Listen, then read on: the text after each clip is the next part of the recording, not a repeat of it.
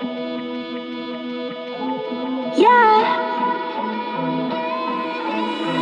The sport, I've been the sport, find it.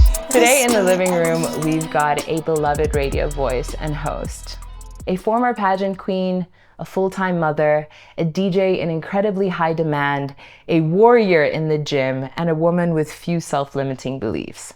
From the airwaves of her alma mater, UJ, with her show House of Faith, to becoming a household name on YFM, she has always been a champion of female artistry, and has been since the days of the Mix Club all the way till now with her show All Girls on Deck on YFM. She spares no effort to give women a platform, as you just heard her invite me back onto her show. Yes. She invited me the first time. Once I get this DJing done, I'm gonna come back. Yeah. Mm-hmm. You see it for yourself. Someone who is super undeterred from being a beginner, unafraid to learn, and has used her open mind to guide her life path, and demonstrates just how far the discipline of discipline takes you if you show up. Today, the tables turn tables for DJ Come Fae on, Fae. girl, bars. Y'all got that. Welcome to the good sport, my friend. How are you? I'm good. Thank you so much for having me. I mean, it took us a while to get here, and we're here finally, right? We're here. Third time is a charm. Mm-hmm. And it really is a charm. It really is a charm. Everyone's relaxed. Yeah. It's a beautiful Monday where we're at. Like, we don't know what day of the week it is in the virtual universe, but it's a Monday here. Yeah, and it's been a good start. Yeah? Tour season. Tell me more. I mean, I'm born in May 15th, so Taurus season is like the bulls all the bulls are coming out. All the bulls are coming out. Yeah. What does that mean for you this time around? I'm not really into star signs, but I acknowledge the fact that there's a little bit of truth in terms of like personality traits about people that are born in a certain time, certain season. I've noticed that like, for instance, you know Ricky Tyler, right? Mm-hmm. Ricky Tyler and I were born on the exact same day. What? Yeah. Crazy. And he and I can literally have like hours and hours of conversation, and I realized I think it's because we were literally born on the same day. There's just something about it. So yeah, I think it can go one of two ways. Like, either the similarity like is a little bit like looking into the mirror for too long, where you're like, okay, I really like this person, but I don't know if we could be in the same room for too long, because it's me. Because it's me. Because it's me. But I don't think I like me that much. Yeah, you're like, or like you just pick up on the stuff that annoys you about yourself and the other person. Or it's like a positive attraction, where it's like the magnet situation, where it's like, hey, I recognize the sameness, but it's also making it easy for us to kind of be on the same page without having to do all of the small talking and the context laying to get to that point. So yeah, happy Taurus season and almost birthday season. Yeah, girl, excited. I'm really excited. I'm turning 30 this year. That's a big milestone. 3 decades, right? 3 decades. I feel like it's perfect though, because as a kid, I used to watch 13 going on 30, right? And I used to like want to be an adult so bad, right? And like now I'm an adult, I'm just like, fuck, can I swear? Yeah. I'm just like, fuck, this shit is so hard. Like it's so hard being an adult, guys. Like, and I think growing up in a good community and like in the right way, not really the right way, but like having the right people around you in your younger years can really allow you to become the kind of adult that you're like proud of, you know? So I think I'm very grateful for like my journey, to be honest. Yeah, I am. It definitely makes aging so much easier, because you get to reflect on like the past 3 decades and actually appreciate what each chapter, if you wanted to break it up into 3 decades and look at each decade like as chapters, like they're so formative, and they were necessary for you to get to where you are today. I mean, that's the case with everyone's story, but it's so important, like you said, to have come from a community and a context in your early childhood that like you feel like gave you a really good head. It gave you a good head start in the sense of like not having to experience other people's problems. Like, it's this philosophical thing I was exposed to recently that said like you want your own problems, don't you? Like, you don't want to trade problems with other people, do you? And like, that's a really good way of appreciating your life, I feel. It's like, my problems may be bad, but I actually don't want other people's problems. This is one saying where they, I can't remember where I saw it or where I read it, where they were like, if we, like the 4 of us in this room, were to all throw our problems, or not even us, like everybody, like in this, maybe this is state, right? If we were to all just like go into a room and like throw our problems like into the air, and then they all land on the ground, and then you have to pick up like anybody else's problems. You properly gonna go and find your problems and be like, you know what, I'll take mine. I will take mine. It's okay. I don't want yours, because that's really what it is. I think it's just meant for you. Like the journey is meant for you. And I think something that I've learned as well growing up is it's about how you look at a situation, right? You can be like, oh my gosh, this is such a big problem. Or you can be like, oh, this is a challenge. This is like a lesson. Like, I think I'm about to turn into or evolve into like a better version of myself, because it's like, damn, I've never done this before. But it feels like it could be a problem. But like, if I look at it as a problem, it's going to be. But if I look at it as a challenge, then I might just come out as a different version of myself, like on the other side. It's really beautiful, especially because like the perspective of looking at something as a challenge gives you a chance, right, to win. Whereas if it's a problem, you're already on the back foot with yourself. You're already not confident about your odds. At least a challenge gives you odds, right? And you're like, hey, I'm one that likes beating the odds anyway. So let's go for it. But I've found that like, especially over like the past year, I've been able to kind of appreciate life more like that, because I started believing more in a higher power again. I feel like it really, I grew up very secular, super unreligious family, a super religious country, or at least the government is very religious, and they've, so I grew up like distancing myself from that aspect of it, because what I was exposed to was a government abusing and like using religion as an excuse to control people and making them not live like the lives like that were authentic to them. So I distanced myself from that, and you know, just knew religion as this like intimate thing to my grandma, and people just practiced it personally, if that makes sense. But my parents weren't anything but secular. So I kind of grew up like believing that you can pick and choose from any good philosophy that you think, you know, makes you a better person in life. Don't harm other people. There's so much like philosophy in every religion that's useful. But I still felt lost because I felt like I just didn't know how to have a personal relationship with the universe, with God, whatever you want to call it, right? And this whole notion of looking at something as a challenge instead of a problem, and knowing that like this was your specific challenge and this is a test like for you, you know, like how are you going to rise to the occasion? You know, are you? Because you're going to feel worse about yourself if you don't. Also, you're going to feel less confident about your ability to handle challenges in general. And that's just like what you said is a perspective that I'm still honing, but it's helped me a lot to believe that there's more to life than just feeling like you have absolute free will to do things. Yeah. I feel that, girl. And shout out to you for that intro. That was amazing.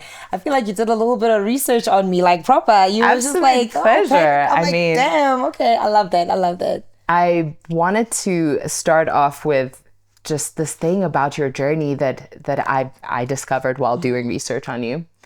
I love being able to like witness and follow the start of something life-changing for someone. In your case, both your relationship with DJing as a career and fitness were journeys that you have taken your audience on from the very beginning. It's really beautiful. Like you've come so far. Real for me. I actually didn't realize that I started both journeys like for people to actually see, you know. I didn't realize that actually. I thought that I was just like, it's the fitness one. I feel like it's something that a lot of us like battle with on a consistent basis, especially if you've got like eating, like not so great eating habits, right? I grew up a skinny girl. I didn't really have like a big built body, right? I think after I had my son is where I like obviously gained weight during my pregnancy, and I struggled to lose that weight. And that was the first time I realized there was such a thing as body dysmorphia, where you really can like look at yourself and feel like, oh my gosh, I just want to chop my stomach off. Like I just want to cut it off. I get you. Or I just want to, you know what I mean? And I really do. the pain in realizing that you can't just do that comes with the whole, oh, it's a problem. Like, oh my God, my body's a problem. Or like, I have this new challenge now where I really can like commit to like trying and transforming my body, because clearly like I needed like to evolve. Like, you know, my hips got wider, my feet grew, my heart grew, you know, things like that grow when you're pregnant. And now it's like, damn, do I want to go back to the way I was before, or do I just want to be a better version of myself now, you know? And then I tried to go back to the gym again. I did it. I lost all the weight. I was super skinny, but I was unhealthy. And then I gained it back again. And then life just got better, got worse, got better, got worse. And then eventually I got to a point where I was like, within my research, I love research. Like, I love to do a lot of research. And I read a couple of like stories and books about people who like, when they reach a certain point, when you like, for instance, like we grow up to be taught like, oh, you need to get rich, make money, da da da da da, right? And then you realize that like, okay, fine, having all the money in the world can possibly also not make you happy, you know? Yeah. You can be unfulfilled and unhappy. Yeah. Even if you are the richest person in the world, right? So I was just like, okay, cool. I got to a point where I realized I don't want to be like, I don't want to say this in the wrong context and say, oh, I don't want to be filthy rich. Shit, I want to be filthy rich. Don't get me wrong. Like it's not even about that. It's just like not about that. It's knowing that itself isn't enough for your happiness. It's not enough. It's not enough. Like sometimes having a lot of things is just not enough. You just need to be happy in your body, in this temple that you've got, right? And I wasn't happy, you know, and I realized the thing that was contributing to my unhappiness was that I had an unhealthy relationship with food. And I love food, but I didn't understand that like if I abuse the food, it's gonna affect my body. And I realized that that's something that I needed to really like take on as a challenge. And I remember during COVID when DJ Dimples was still alive, R.I.P. R.I.P. He and I literally went plant-based. Like we went like, yeah, we went like, what? Yes, I know, right? I remember a whole vegan phase. Right? Of course, this is where you start. You have to tell us you were vegan at some point first. I mean, dude, I remember we were in the middle of the pandemic. We were in the house and he came over, and I remember we used to go out on like food dates where we'd eat like kotas during the day, you know, kota. Yes. It's all that. And then I was like to him, dude, come, I'm gonna make like a vegan kota. And we had like lettuce and I put all this stuff inside. It was really good, but like we were so unsatisfied. You could tell like we were still hungry after we had that. And I was just like, damn, this is so hard. I did it for about a week and then I realized, I was like, you know what? I need to find another way. I need to find another way that's more natural, that feels like it's not a hard task. It feels like, you know what, I'm doing this for myself. And I remember at some point Russell Simmons and all the guys that I used to like, you know, look up to growing up, I was like, oh damn, guys are getting into yoga, guys are getting into Pilates. People are really like taking this whole healthy eating lifestyle seriously. My grandfather then told me that he went like vegetarian like the past 8 years, and he's like, that's how he was able to kind of like, you know, get back his strength and so on, because my gran had passed away about, I think she's about 10 years late now. And he was just like, you know what, I feel like meat and certain foods are really not good for your body. And hearing my grandfather at that age, he's like 92 right now, and I was just like, damn, this guy is telling me that like I need to watch what I'm eating, I need to be conscious about what I'm putting in my body. And then I was just like, you know what, I think at some point I'm going to take this journey and I need to be ready for it. And then that's when, and I think also with the rise of social media and influencing and seeing other people's journeys, that's what motivated me. Like there's this one lady that I saw, she was so big and she was like, I'm so sorry, this is so gross and loud. Yeah. She was like, I decided to lose weight for my partner because my partner genuinely couldn't do things with me. My kids couldn't hug me. They couldn't be. And then I was just like, damn, this lady really like took this journey because she knew that like it's going to make her life better. And that's where I was like, you know what? Me taking a journey to like lose weight and to really be fit and mentally like, you know, healthy and all that, it's going to make me better. And if it makes me better, somebody else is going to see it and it's going to make them better. I come from a household where my parents are preachers and testimonies are a thing, you know, where you come up to in front of the church, you tell people, oh my gosh, I almost died from cancer. God save me, boom, boom, boom, you know? So I feel like with someone social going, media, so I feel like with social media, I just found a way to kind of like bring that energy into my content where I was just like, you know what? It's easy for me to say, oh, I lost all of this weight, and people can be like, oh, we don't believe you, right? As opposed to me saying, okay, cool, this is the journey. I'm starting here today. And the journey is not to say, everybody must watch me. The journey is to say, I'm going to watch myself, and I am putting my stuff on a public platform because I feel like that's the best way I can hold myself accountable. You know? I really like that this was more about your own relationship with accountability and using the platform as like a, okay, cool. This is also like where you can document the journey and be able to go back on it and kind of look at it as a photo diary, right? It is. It's like the whole journey is there. It's not just about a before and after. It's also like, obviously they're nice to see when you're selling a product or, you know, you're looking back years later and you do a before and after, but there's so much, everything's the in-between the before and after. Where the gold is. I really relate to the struggles with body dysmorphia and just like looking at yourself and not feeling happy not just about the vessel that you have. It's feeling like I should be happy because I'm so blessed that I have a healthy body, but I just don't feel like I'm carrying mentally confidence around. And that confidence you need for every aspect of your life. Yeah. So I fully relate to the struggle of having to begin again. Like how many times, like starting afresh, right? Yeah, like having to go back as like, oh, okay, cool. Haven't done this for a few years, but today is when I'm starting again. The beauty is that like after a week into the journey, every single day that you show up is a day you feel better as a result of showing up. Yeah. And like it becomes this thing where the process is all you have, and the process is what contributes to your mental health more than the outcome. Because there's no outcome. Because like to do it right and to do it the way that your grandfather is doing it at the age of 92, it's a daily thing. Yeah. Like I think that's a misconception or something we're just not taught about wellness growing up is that, oh, you don't do it to get to a certain point, to get to a certain kg that you like on the scale, and then, okay, cool, shop, now we maintain this. Yeah. Like, no. It's lifestyle. Like, it's a maintenance. Everything's maintenance. You don't clean your house once. Yeah. Right? You can't. You can't. Unfortunately, you the can't. dust is still gonna come in with a brand new day. Yeah, I think we also just kind of like dupe ourselves into thinking that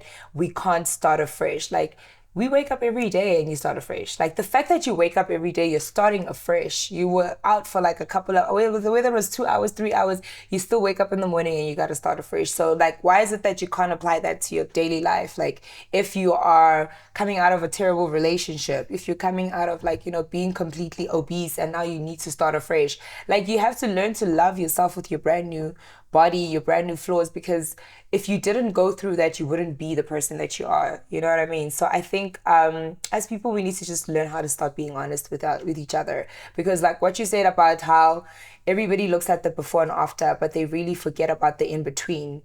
And we come from an era where everybody just wanted to see the before and after. And now it's like, I don't even know if I can say it's Gen Z, Gen Alpha, or the you know, the 2Ks that are making us focus more on the in-between, because they've made the in-between such a big thing, because they were just like, yo, you guys are not telling us a lot of things, so we're just gonna you know, do it ourselves. I think we want. I think that's why TikTok as a platform has also become such a dominant player in the game as far as short form storytelling goes, right? It's ultimately a vessel for people to make very short stories. But the way that people are on Instagram with what they put out there versus what they put on TikTok is two completely different approaches to telling a story. Like you're allowed to be a flawed, like just down to earth, like look at me, I didn't put on my makeup to shoot this video for you, you know? Like that's TikTok. You know, you can just be wherever you're at, like, and document that experience. Whereas on Instagram, we want to show people the end product. Because we actually, I think, got brought into the Instagram era, and like we even saw that change. Like the platform went from being somewhere that like people had casual photos with like really, really simple filters that were like so overexposed and so pink and so like sepia and all of those filters. And like we went from that, bro.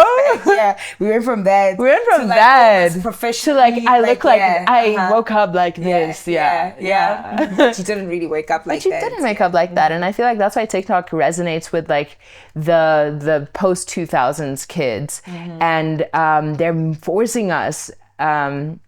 In general, as a society, to kind of go back into the messy in between that is like the journey of anything, and the outcome is depressing people. Like, you know, Instagram was apparently the most deleted app of 2023. Damn. I actually was thinking about how like I spend so much time on my screen, and I needed to figure out a way to like manage my time on social media. Then I realized that I didn't realize it at the time, but then later I realized that because of COVID, right? I used to not be like on my phone all the time. And COVID forced me to be on my phone all the time because I'm one of those people that was living on my own at the time that it struck, right? And my parents got COVID at the same time. So obviously I couldn't even go and be with them. But I remember when the whole situation ended, and I was just like, damn, guys, like we really got indoctrinated in being on our phones 24/7. Because I remember when I was at home and we couldn't, because with me, what happened was I was a 9-to-5. I was working in insurance for like 2 years. And just before COVID, like we went on like lockdown, the president shut down, right? And I had just resigned. I literally just resigned from my 9-to-5 because I thought, oh my gosh, I'm going to be gigging. I'm going to be doing this DJing thing, boom, boom, boom. I had gigs lined up. And then the following week, the president shut down the country. And I remember I was like, oh my gosh, problem or challenge, right? My challenge was I need to figure out, I remember I was watching motivational content on YouTube, and I can't remember who it was. The guy was just like, dude, if you have a phone and you've got the latest iPhone, you have got no reason to not be making money off of your phone during this time of the pandemic.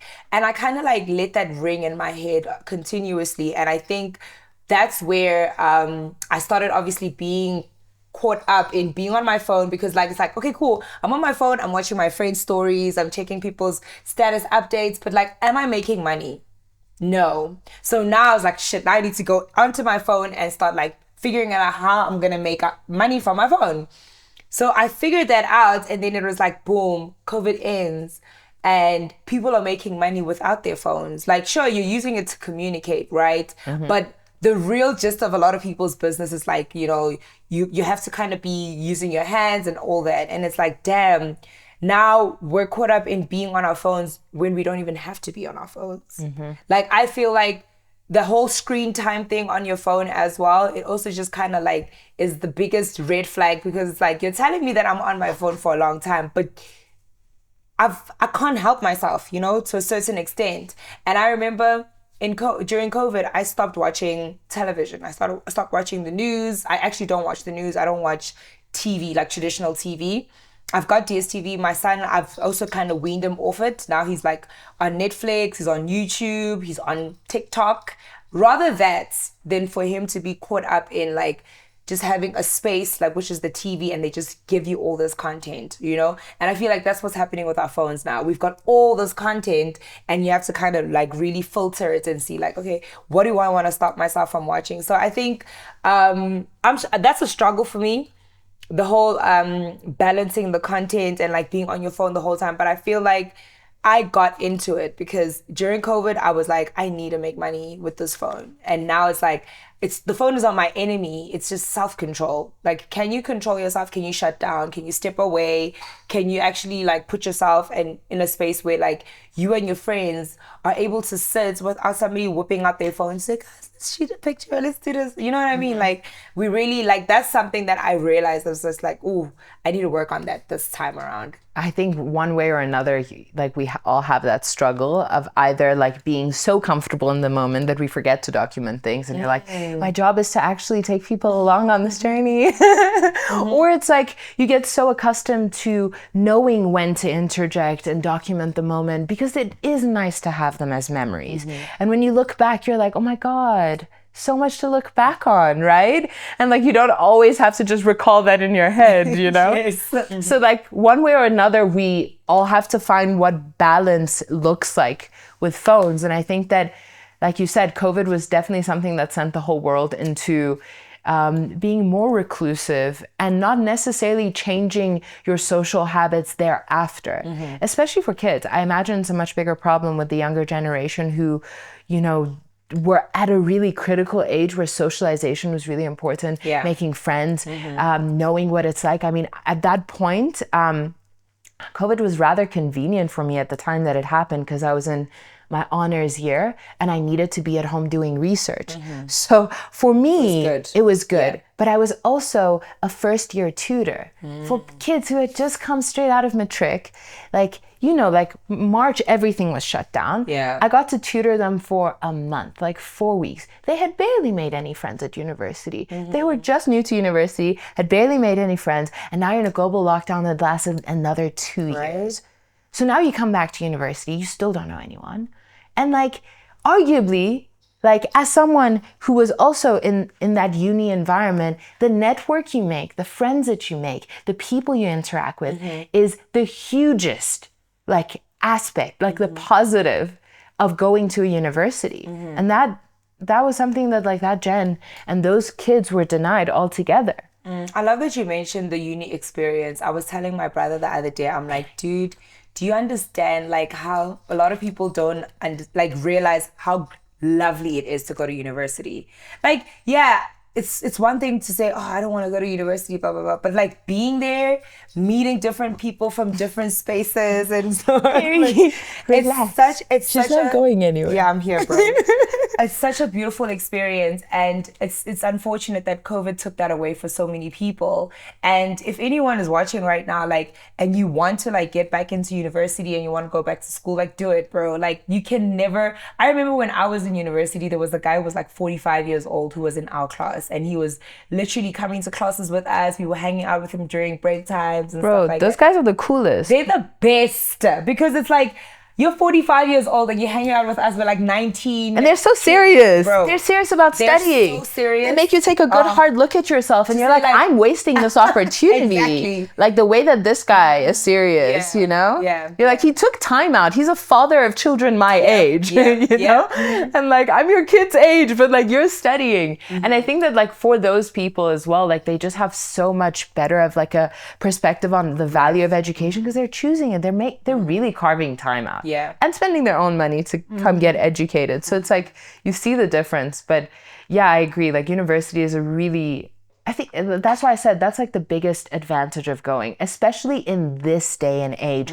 where so many people's work experience trumps the fact that they have a degree, or the degree is no longer the thing that gives you the job, right? Now that's just another entry requirement, but they're like, but do you also have 10 years of experience, right? There's a lot of people who didn't go to university, but they may have gotten a certificate or they went straight to work and now they have like 6 years of work experience where you have a master's degree sitting on the shelf gathering dust. The network and the people you meet and interact with is the key ingredient of the university experience in the 21st century. It's those people and what you learn from them and how you manage to make the most of those relationships that really carves your path, or at least like your entry into like adult life. If you're fortunate enough to have the opportunity to get an education, and even if you drop out, bro, like that's perspective. Perspective, like experience as well. You still got that experience. You still got to register. You still got to do all those other stuff that everybody else did. Even though you didn't graduate, you still got to experience something. Best of both worlds, you could argue as well, because like, hey, like when someone graduates and they feel lost, you were like, I was lost 4 years ago. You know, like, I mean, my graduation experience was so different, but I think like I said, COVID changed a lot. When I graduated, your degree could get you a job. Like you having a bachelor's degree was like, oh, we're going to consider her first because we know she understands. Like, I don't know what it is about like going to university and completing. Like you've done your honors. Have you completed it already? I have my master's as well. Is it? Amazing. Do you know how good it feels to know that you finished something? Like Yeah. you started and finished it. Even though it's gathering dust, babe, you started it and you fucking finished. Like you with the do you know how hard it is studying at night, guys? Do you know what cross-night studying is? That thing is fucking hard, you know? Yeah. Walking to the library with your friends and going to like study and like submitting and like thinking and coming up with, bro, that shit is hard. And like starting it and finishing it is like the biggest, like, so I feel like people that complete like degrees to that extent and like masters and honors, like my dad is doing his doctorate right now. Love that. Yeah, and we don't understand, like sometimes we'd be like so frustrated, say, oh my gosh, when is it gonna finish, da da da. But deep down it's like he is so determined to finish. And for me it's like that's the biggest, like that's the best influence that you can have. Somebody who's like so determined to like, he's 60 something years old, but he's like, bro, I'm gonna get this thing. And it's like, get it. And eventually in your life, let's say there's something that you want to do and you can actually apply that same energy to say, you know what, I'm gonna finish this from start to finish. Whether it takes me 10, 20 years, I'm gonna be done. They agree. I don't know what's going on. I think Somebody's outside. they're just concerned. Yeah, and the journey becomes like the beautiful part of it. Like I'm sure like the day that he gets his PhD, it'll feel great, but he'll also crave the actual days where he was working towards it. Because I feel like that's with mega projects like a PhD dissertation, it's just, it's that.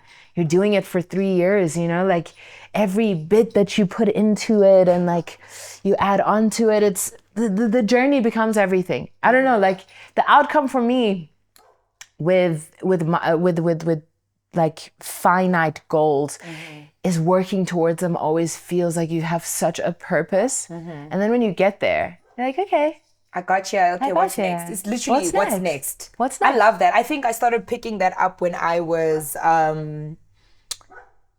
when I started making money from being a DJ. I realized, oh my gosh, like this is so not really unfulfilling, but like unsatisfying.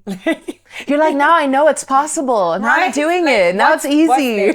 It's like the weight loss as well. It's like, damn, you lose all that weight and you're like skinny. You're like, damn, what's next? And it's like, oh shit, I need to maintain this. And maintaining it requires you to constantly be doing things every single day so that you can not only like be that size, but like continuously show up to be that person every single day, if that makes sense. Yeah, absolutely. Absolutely. Going back to like your journey as a DJ, I don't even want to like fast forward to now because there's just so much to appreciate about the journey itself. This is actually a podcast dedicated entirely to the journey and the days that sucked and how you persevered and this whole mindset of problem versus challenge.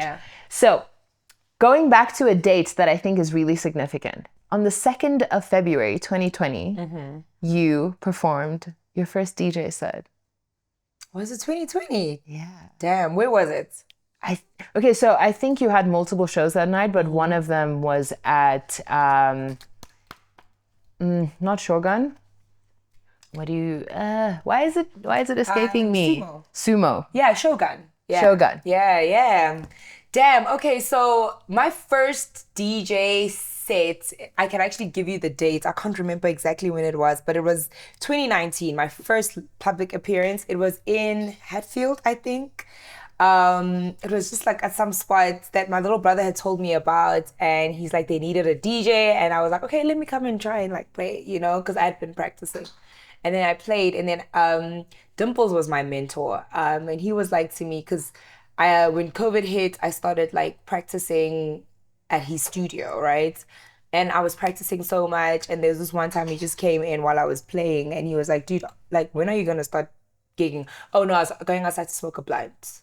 So I was taking a break. So I went outside to smoke a blunt, and then he was just chilling with me. So I think I was heard outside. There's nothing I can do. Can we hear it? Everyone's off there. Okay. All right. Sorry about that. That's okay. So I was rolling a blunt and he was chilling with me, and he was just like, dude, so when are you gonna start like playing? And I'm like, you know what? I'm just still practicing, blah, blah, blah, blah, blah. And he's like, I think you're ready. Don't you think you're ready? I'm like, yeah, I'm ready. He's like, do you feel like you're ready? I'm like, no, I'm ready. Like, I actually am ready. I'm just like, I'm trying to figure it out, you know? And then he was just like, okay, cool. And then in that moment, he started calling people. I remember he called DJ Frankie. He called the guy who was running bookings at Sumo. I think he called Alessio, I'm not sure. But he called 3 people. It was Frankie, Alessio, and someone else. And then Frankie booked me for Rockets Mainland, and then I got the booking at Shogun. And I can't remember what the 3rd booking was. And then I went to play at Rockets Mainland, and I remember it was my first time playing. It was a beautiful experience. And then I played at Shogun. And from then onwards, I think I just started playing live streams because obviously we were in the pandemic. And for me, that was just like, it was like a moment of like, aha for me, because it's like, I might not be, so for instance, Dimples was the person that asked me if I was ready.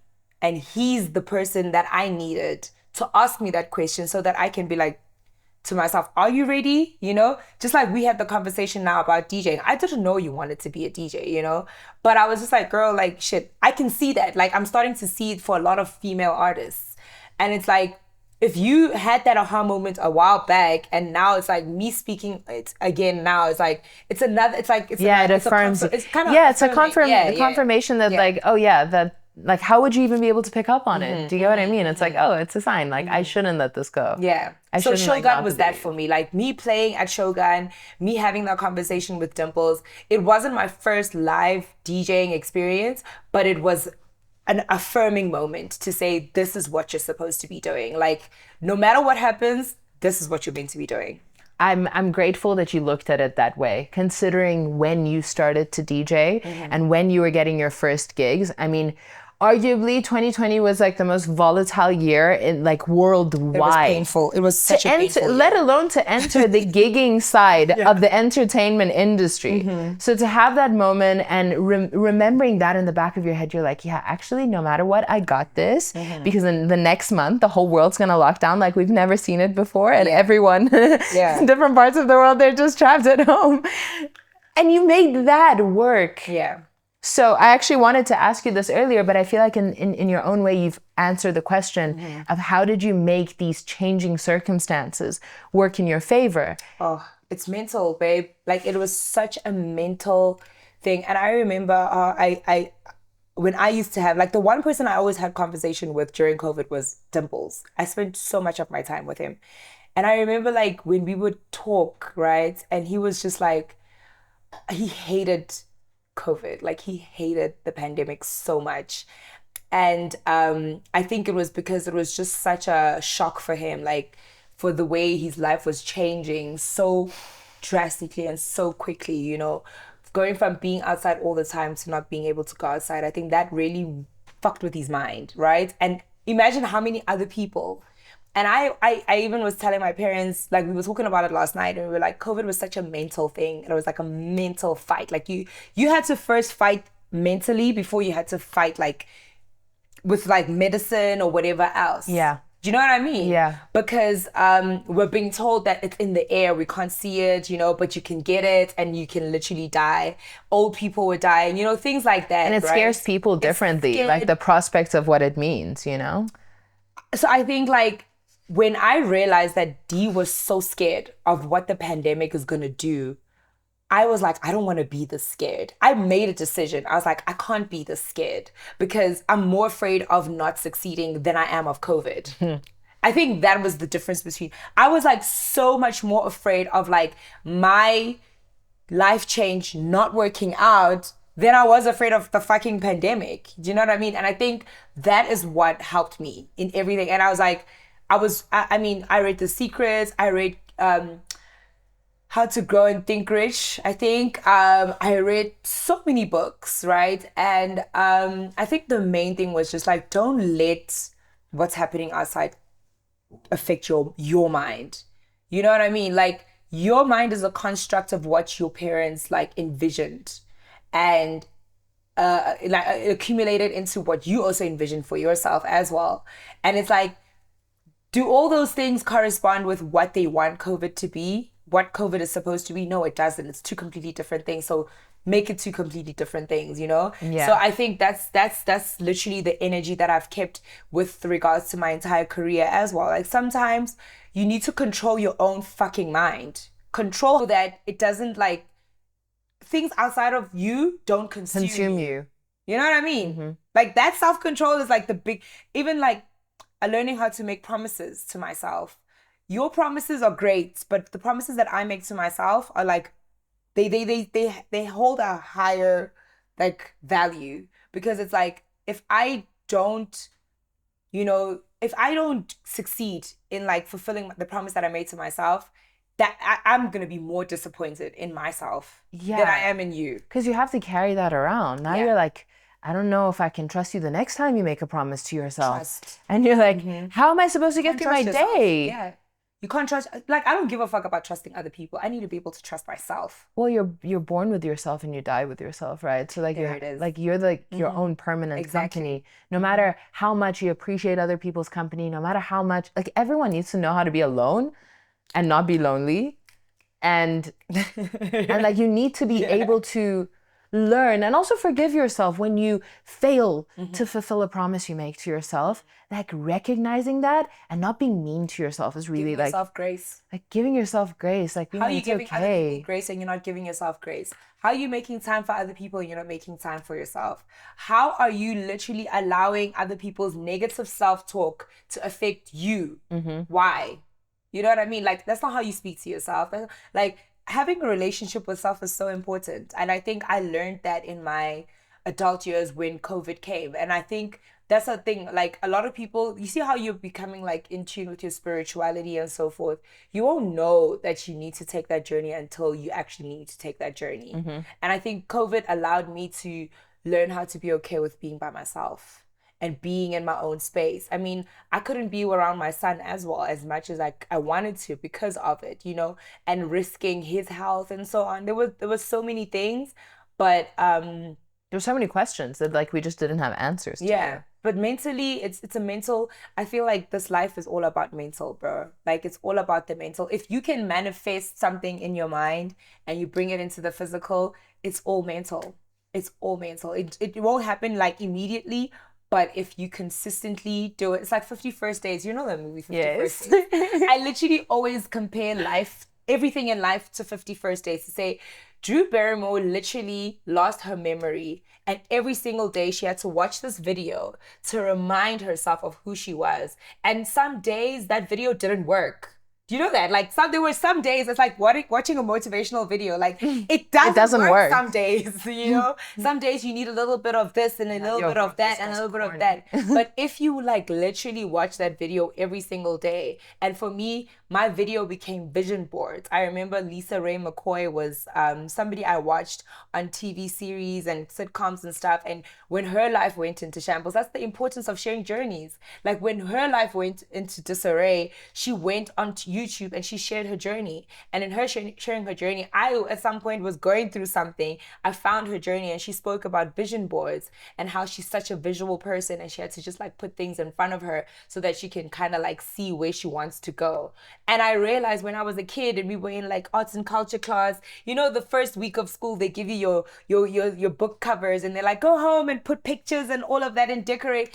That comes from like childhood programming, but like in a way, it's almost like you were really putting things that you wanted to achieve throughout your school year. Why can't you do that in your life as well? So like, yeah. And it's arguably so much more important for you to do that now when you have a lot more control over what your year can look like than then, where it's like, okay, cool, but either way, you have to finish seventh grade. Yeah, you're a kid. It's like it's seventh grade to seventh grade. But like, you can actually decide what your journey looks like and it can unfold in however many ways. Do you still stick to the vision boarding? I have a vision board in my room, and the crazy thing about my vision board is like it's 3-in-1. I started it in 2017, and when I started it with my best friend, we just had words, like big words of like, I want a Mini Cooper, I want a 2-bedroom apartment, I want this, I want this, I want this, right? And eventually it trickled out, like as I started doing more research on vision boards, they were like, oh, you can do pictures and like, so I started taking pictures from magazines and like sticking them on. That was phase 2 of my vision board. And then phase 3 in the influencer era, shout out to all the influencers. Like, damn, those, like, if you're an influencer, you are doing God's work, right? The influencer era, then the influencers started creating like, their own little affirmations and like, taking pictures, content. And then it's like, damn, I can actually like for instance, I'm a DJ, sure. My vision board now, I have a picture of my son, I have a picture of myself, I have a picture of my DJing logo, I have a picture of Strictly Soul. Like one of the tags that I got from Strictly Soul, I kept, and I was like, I'm gonna cut this out because so this is the year of me, like, you know, things like that. Like I remember even when I went to Cotton Fest, I think like 2-3 years ago, I took one of the stickers from like, I don't know if it was a cup or something. And I'm like, I'm going to stick this on my vision board. So if I actually peel the layers of my vision board, you'll see like UJFM, YFM, you'll see like things that I put up there. And I was like, these are things that I want to achieve. But now it's like, there's new stuff and I've even laminated it. But like, I still do it to this day. Like I even tell my parents, I told my parents to create their own vision boards. And I feel like for some people, it's the mental. If you believe it can work for you, it really can, you know? I grew up in a very religious background. My parents are pastors and I don't go to church anymore, but I practice spirituality. I practice my faith. I practice like, there's certain things that like people don't believe in, but like I believe in what source. We all come from something. We all come from somewhere. I believe we all have a creator. Whether you want to believe it's Jesus, whether you want to believe it's whatever, that's on you. The fact that you believe in a higher power that exists beyond yourself, then... Well, I mean, it boils down to your name, Faith. Like that's the concept that I feel like has really fundamentally changed my outlook and life is like, you can have faith in so much, but you need to have faith in something bigger than you. Yeah. It doesn't have to be a godlike force, but like when you don't have faith, it's really hard to make decisions and like look at things as challenges. As far as my own personal experience with like challenges and problem, that outlook goes, you don't know that anything will hold you. Like, what do you surrender to?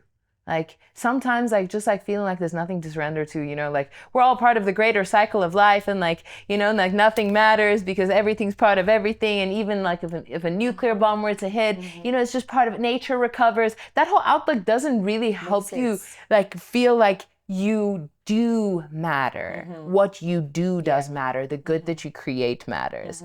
And the impact you can have for the better matters, right? So I like that. I really want to start a vision board. I'm very, I'm a high procrastinator when it comes to putting things like that in. Yeah, like my phone's a mess. Like there's just certain types of order. Like Aiden will tell you, my laptop desktop is.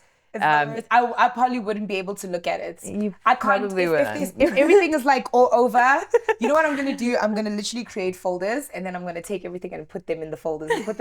And then after that, I'm like, okay, what did you want me to do on your laptop again?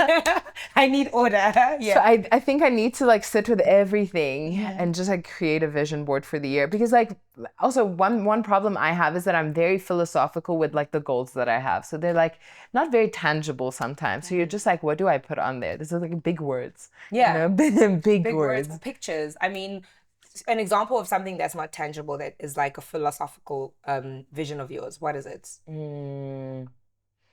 Just like when you're like, oh, what's your goal for the year? And you're like, to become a performer. So like in this case, you would put a stage on or something like that. No, you know? you write that. You write that. You literally like, I want to become like my vision. I wish I had a picture.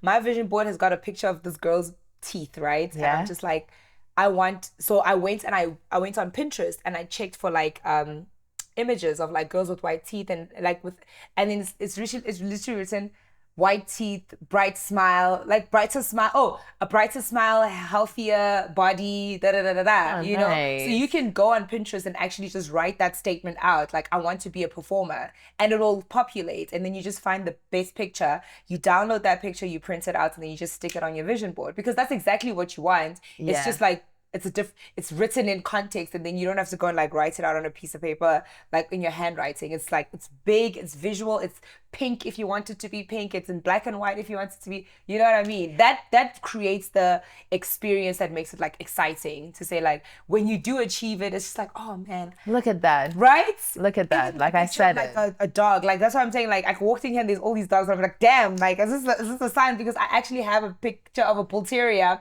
on my vision board, but now I've put my brand new vision board and the dog is not there, but the dog is in the second vision board. Yes, So, and you're like, you know what I mean? Like I still feel and now, it. so like every dog you interact with that you didn't plan on interacting I with, feel you're it, like, guys, yeah, I feel it, guys, yeah. a lot of like you allow for full circle moments to Yeah. manifest themselves. And I just need to be better at turning writing into like my journaling into kind of like vision boarding. Yeah, pictures. Like you're an artist. If you like to draw and stuff like that, just like really, it's not like it's a no-brainer. It's really like you're a writer as well, right? So maybe if you work well with words and big bold letters, stuff that's written out. Yeah. I thought they were sleeping. Like at some point, everybody was like out. Bro, like they just the thing is they wild at different times, but they're also wild together. So Work. Yeah. yeah, I get it. I think it's just like I procrastinate with some tasks that I really want to do, like a vision board. Do you know what they say the best way to like defeat procrastination? Because I'm a procrastinator as well. Deadlines. Give yourself deadlines. My son as well has like this weird thing where he like, I'll run his bath, right? And I'll be like, hey, you need to go take a bath or you need to take a shower. And he'll like negotiate and procrastinate. And it's like we're debating, bro. Like you need to shower, you need to wash, right? And I watched this one video like on TikTok and this guy was just like, for parents that don't know how to get their kids to do stuff. Like kids are so annoying, right? You'll even be dressing the child and he'll be like, jumping up and it's like he's making it so much harder for you to, like, bro, can you just put your clothes, like I just want you to put your clothes on so we can go somewhere, you know? And they make that task so hard. But that lady was just like, give him a deadline, like make him feel like if he doesn't finish it in a certain time, something is gonna happen, even though nothing is gonna happen, right? But like give him that deadline and enforce that deadline. So with him, I'll run the bath and then I'm like, hey, bath time.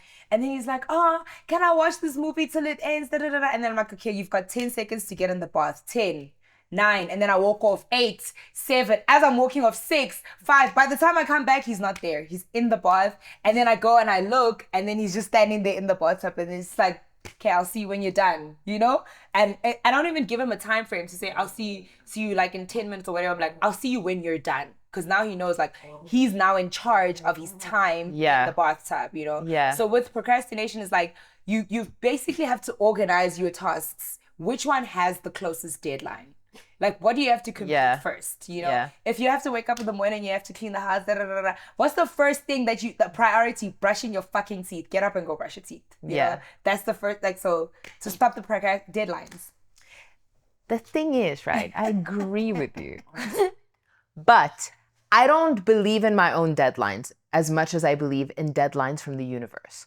If that makes sense, right? Because it's somebody else's time, and now this is your time. Yeah. You see, like, that's the thing. So you need to work on the relationship you have with yourself and holding yourself to those. Exactly, because I'm not good at prioritizing between things, right? So, like, obviously some things need to be done by a certain time, but I don't know if that's also because I was a student for so long that, like, it gave me so much direction to have a deadline that was, like, enforced. You have to, that was enforced, that was like implied, there was other people, like, they're like, by this point you have to be done. You're not gonna get your marks if you don't, It's like, it's universal. Whereas like, when you're your own manager and you're deciding when this project comes out, bro, like the universe, like the world doesn't care when this project comes out. It's up to you. Yeah. And like when you set that date, like, you can choose for it to be whenever. And I'm getting better at it, but I am being honest about where I am with my journey of like just being like,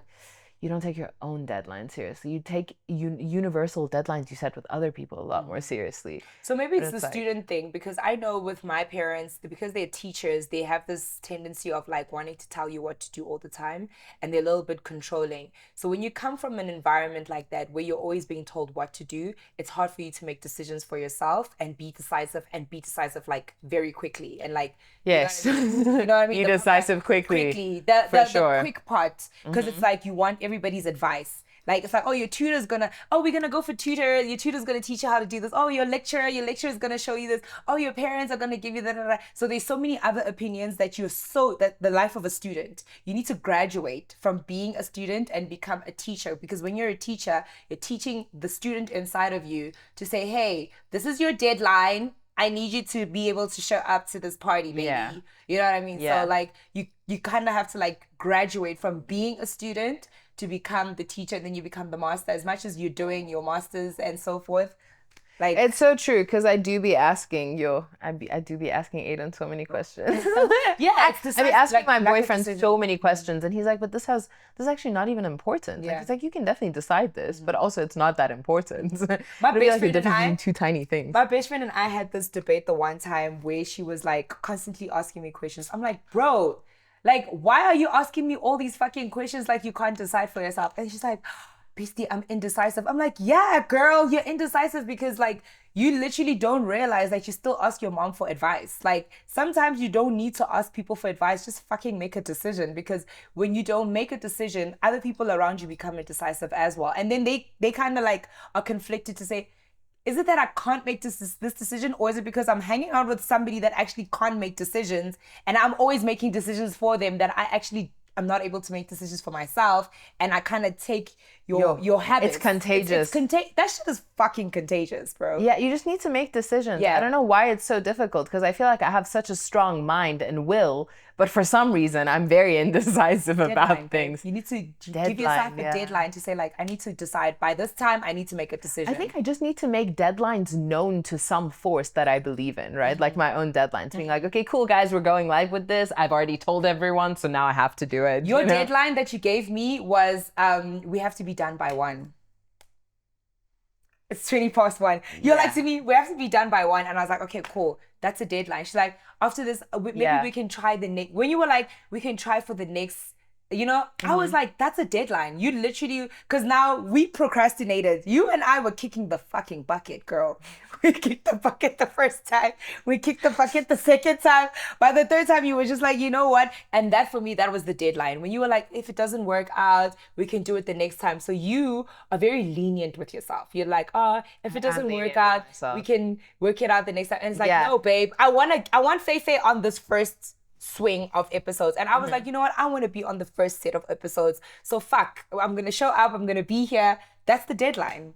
Yeah. So you need to stop being lenient with yourself. No, you're right. You're right. Bars have been spat. I need to listen. The turntable's turned again. Yeah, girl. Before you get on those turntables, you need to turn these tables. Bro, I need to turn these tables. But like, this is why we're here. This is why you have to be honest about where you are. This is like the easiest way for me to be honest about where I am, which is like, this is actually my biggest struggle in life, is actually just like not knowing how leniency with yourself is healthy, where and how for it to manifest, and where you need to be strict with yourself and like be like, yeah, it is life or death. It is life or death. Like, because that's where I'm at. I also feel like with the whole not enforcing certain things, it's like the guilt and the shame.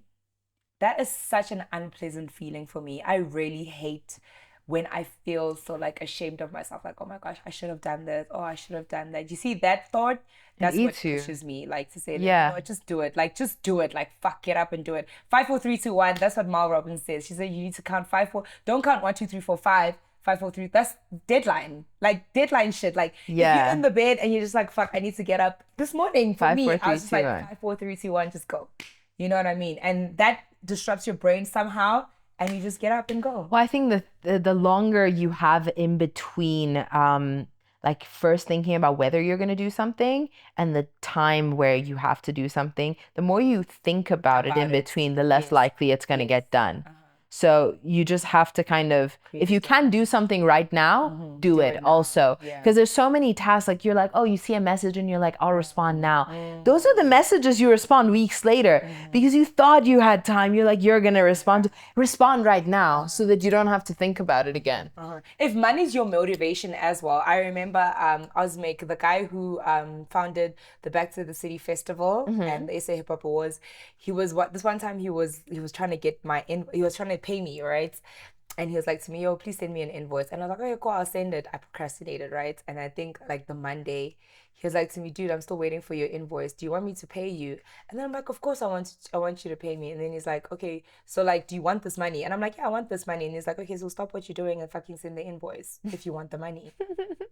And then I was like, okay, cool. And I stopped what the fuck I was doing and I sent the invoice. And that was the first aha moment. And then later on, he spoke to me. He's like, you know, you guys don't understand that, like, if somebody's got your money right there and then, they can spend your money. Yeah. They can spend your money. And if you don't send your fucking invoice, I'm going to invoice you with the next batch of invoices because I'm going to spend that money and pay everybody that has sent me their invoices. So maybe put it to you, because money motivates a lot of people, you know what I mean? If even though we're not getting paid for it, you must be like, fuck, I have to spend money on my makeup, or I have to spend money to get time. Your time is your fucking money. You know what I mean? So it's like put a value to your time. You say, shit, if I'm gonna spend 2-3 hours of my time, I need to put value to it. So like, shit, let me get up. It's an invoice. Let me just send this invoice right now because I know the money's gonna come. The reward is gonna come in the end. Yeah, delaying the gratification like enough to know that like it's coming and you can be excited for it. You're like, once I start, this is already on track to happening. Getting excited about delayed gratification as well. Getting excited about delayed gratification. We're not happy about it, but it's like, dude, you don't lose weight right now. You have to go to the gym, you have to work out, you have to... Can I tell you, a big struggle for me was my skin for a very long time, right? I had terrible skin. Not really like terrible skin, but like I'd get breakouts because I'd eat a lot of candy and so forth, right? Part of this healthy journey, I started drinking okra water, which is what I'm drinking right now, right? And okra water has helped me so much with my skin. This past weekend, I was with my siblings. Glowing. Babe, this past weekend, thank you, I was with my siblings, and my sisters always had the best skin of all the siblings. I had the best skin. And I told my parents, I pulled them together. I was like, guys, what?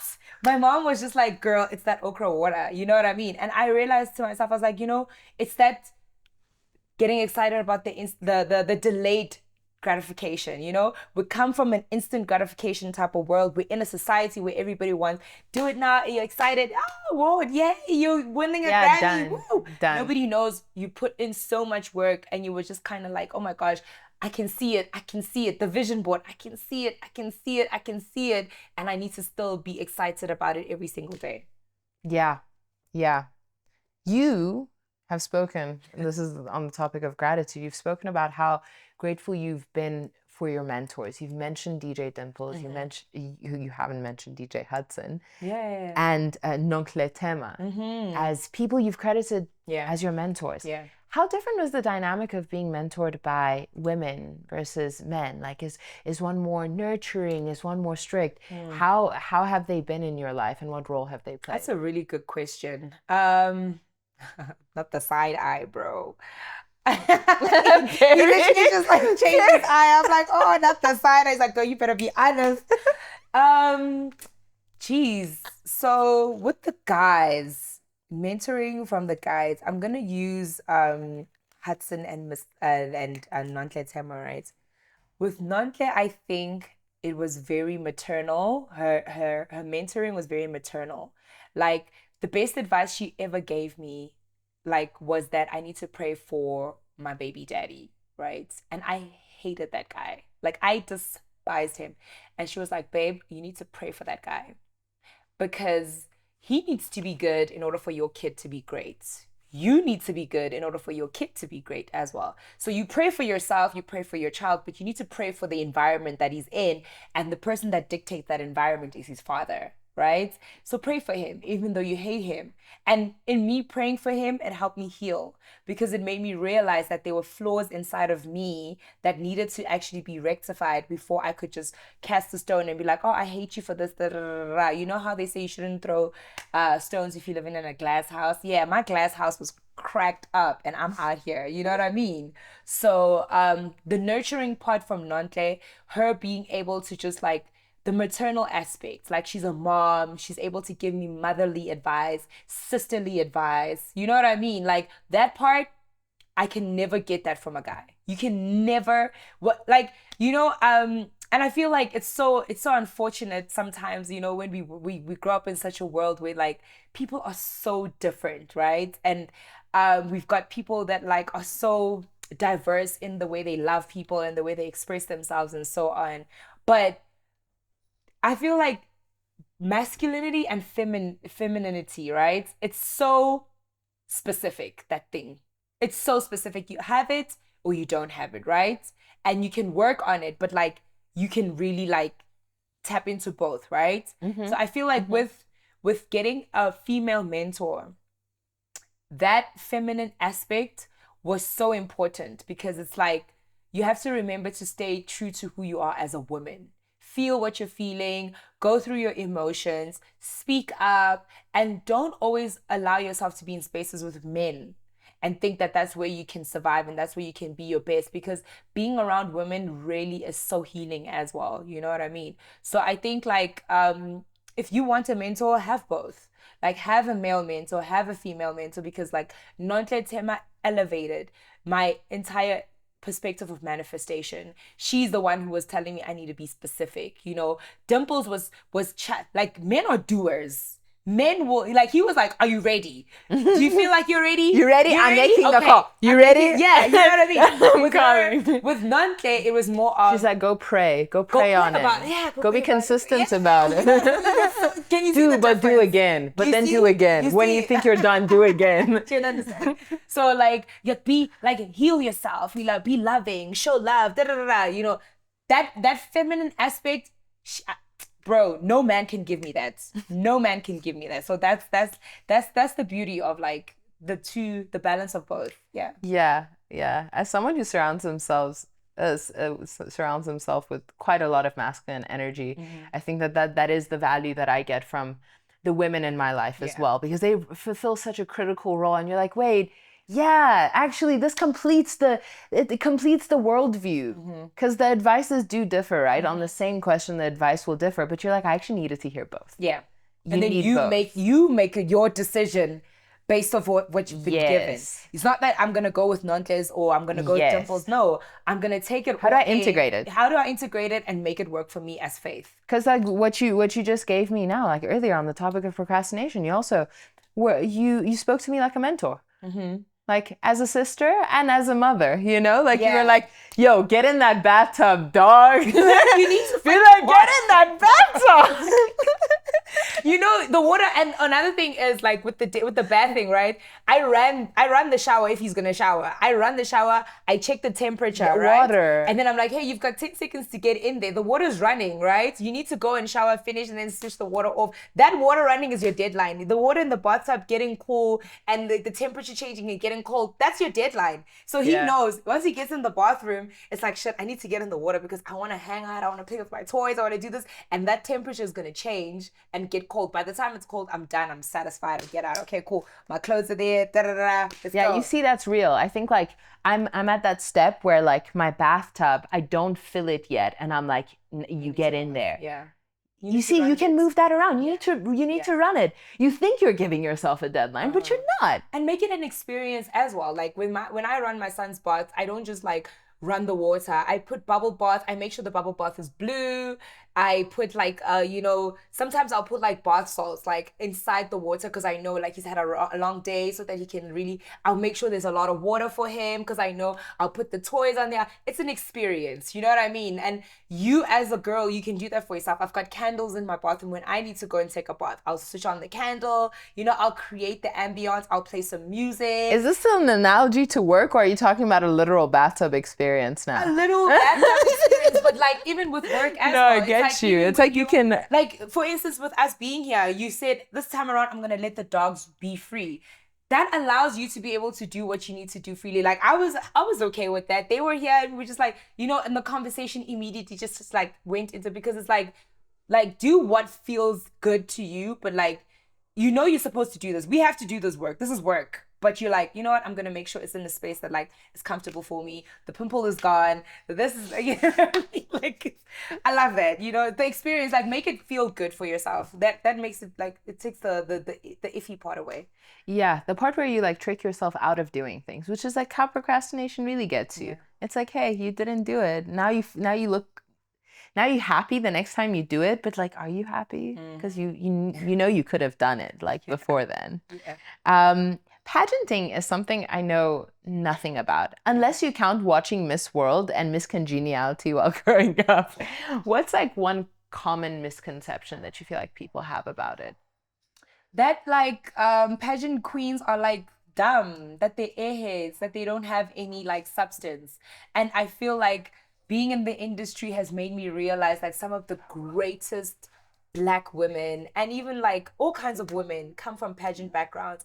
Natasha Eubanks, our current Miss South Africa, she and I were in the same pageant school.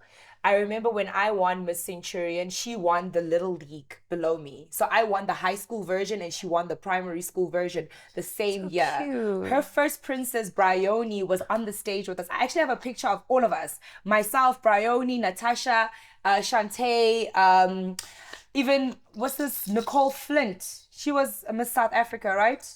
Nicole something, yeah, Nicole Flint. She was on stage. I have a picture of all of us. And I was just thinking to myself, like, all these women are so smart. Puti Como was also on that stage, I remember. And I was just like, oh my gosh, these women are so smart. And that's the misconception. That like we get there, we dress up, we look pretty, but they don't realize like, I went to a pageant school, right? I learned how to set a table because I was at that pageant school. I learned that coffee is not really good for your skin. I learned that smoking is not good for your skin. I learned that sleeping with makeup is not good for your skin. I learned this stuff when I was like 14 years old, 15 years old, right? These were tests that I was doing. I was learning how to pack little serviettes and make a little swan out of a serviette from that freaking school. So cheesy, right? But I know how to do those things. And it's like that information doesn't go away. It stays, it's an experience, it stays with you. And when you become an adult, you kind of enforce certain things like that. Sitting, how to sit as a girl, like, you know, I've been chilling like this the entire time. I'm wearing pants, but deep down, I know my programming from pageant school is like, girl, remember, don't just be out here, my mom, like, don't be out just chilling like you're a dude or whatever. Things like that. And it's like, you guys need to, like, as a mom, I have a boy, right?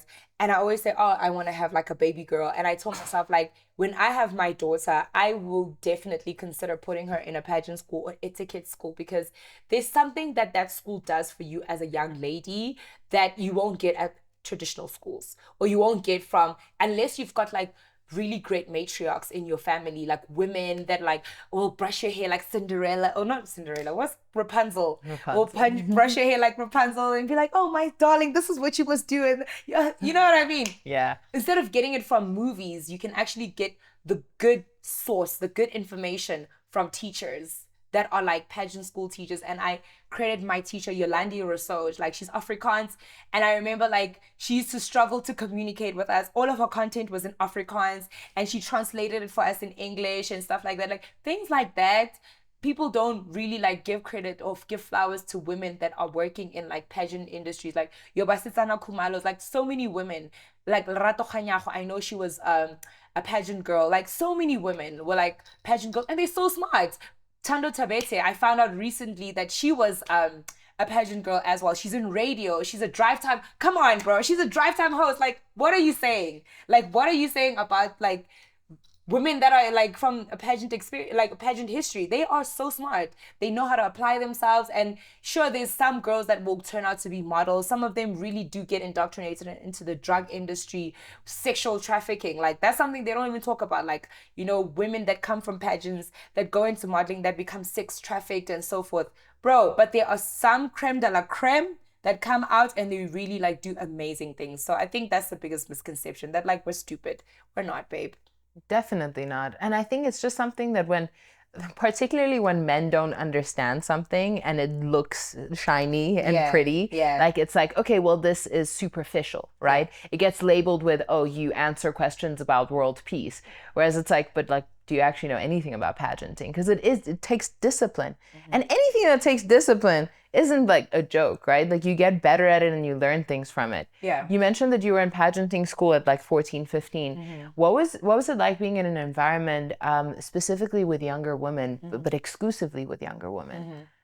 Sometimes we actually had boys that attended classes with us as well. Okay. I mean, even for boys too, like really pageant school was really just about learning confidence and how to speak confidently in front of people, how to like, you know, present yourself, you know, as a member of society, as a young lady, as a young man. So I think for me, that entire experience with young girls, it really just helped me view being a lady as like an experience. Like being a lady is an experience. You can be a girl, ne? But when you transition into becoming a young lady, that's a fucking experience, bro. Like, don't be mad when she puts on perfume. Don't be mad when she's brushing her hair. Don't be mad when she's putting in effort to do the makeup, because like guys don't do that. Like men don't do that. But like ladies, they do that. And Oh, well, there's definitely men who do, and you notice it. You're like, you like your routine. I mean, you see right now, there's a huge change in how things are done. But like traditionally, like in the old way, women were the ones that put effort. Like even when I was coming here, I was on Instagram and I saw this African tribe where the women make their mouths black and then they like tattoo their mouth, and the mouth becomes like really big. I know, right? It becomes like really big. Yeah, it's painful. It's a painful, excruciating experience for young ladies, but they say it's a rite of passage. And they say it's like in their culture, it's a beautifying thing. Like it makes the women beautiful. That's really what it is. Like, and like now it's like if men are starting to get into it, that's okay. Like it's okay if you want to be in your skincare era as a man. Like my baby's father had the worst acne, like facial acne, and for me it's like seeing guys taking pride in like, you know, their skin and so it's a good thing. You know, my brother has, you know, this thing where you have like, you know, patches of like fungi on your, like it's called vesiculosis or something like that, right? I've been telling him like, bro, get anti-dandruff shampoo. That thing is gonna clear that stuff on your back, because I saw it on TikTok, right? And he doesn't want to do it. Hacks. He does not want to do it. But then the one time he was like to me, yo, I think I'm gonna do that thing that you told me about. Da, da, da, da, da. I was even telling him about how you've got a cool sister. And there's this theory about guys that are cool because they've got a cooler sister. And I'm your cool sister. You know what I mean? So I'm okay with like men getting into like their skincare and taking care of themselves. You're a human. Like, I'm human, you're human. Take care of yourself, you know? You present your best self to me, I present my best self to you. There's nothing wrong with that. You know what I mean? I imagine like pageanting school, like you have to credit that with you being such an organic voice on radio and the career path that you've set for yourself as well. 100%. Like with just, again, if it comes down to how you present yourself and the confidence you have and the words that come out of your mouth and how you articulate. It's not pageant school, girl. It's my English teacher from high school, Mrs. Barron. She lives in the UK now. She was actually in SA last year. She's my bestie. She's the reason I can speak like this. I remember in high school, I started doing public speaking. Yeah. And she was my coach from grade 8 till matric. And she literally got me to provincials. I became the best speaker because of Mrs. Barron, not pageant school. Shout out Miss Barron. Yeah, pageant school helped me like with like, you know, mundane lady stuff, like how to sit, how to, you know, set a table, how to walk in heels. I learned how to walk in heels there, you know, maintaining yourself as a lady. But speaking, Mrs. Barron. Credits to Mrs. Barron. Shout out. She's a real one. Eileen Barron. Shout out to her. You mentioned that you're a mother to a little boy who's not so little, growing up now. You've arguably started 2 different career paths since you've had your son. How has being a mother in your early 20s shaped your ambition? I lacked a lot of ambition before I became a mom. When I became a mom, it's almost like, you know how they say the carpet was swept from under your feet? It literally, I had no ground. There was no ground zero. Like I was floating. I was constantly like this. That's what it did. Like, so that's it. Like it really gave me more ambition. Like I didn't know what I wanted, but when I became a mom, a lot of questions started coming up and I needed to start answering those questions myself, not my partner, not my parents, me. And because there's a little human being that's looking at me that needs me to be able to give to him. Like, you know, breastfeeding is such a beautiful thing that like, it makes you realize that like you're giving a human life, bro. Like if I don't breastfeed him, he has to go find a food source somewhere else. You know what I mean? So that in itself just transformed me completely as a mom. Like I credit my son for me being the woman that I am today, because like, every lesson that I'm learning as a mother, I'm gonna enforce in terms of like parenting and ensuring that like I do my best so that he can be a better, you know, member of society and a better person. And it was difficult because being a young mom and dealing with the fact that you're a young mom, you're young parents, and you guys are inexperienced and you're immature and you're childish and you're petty and all that.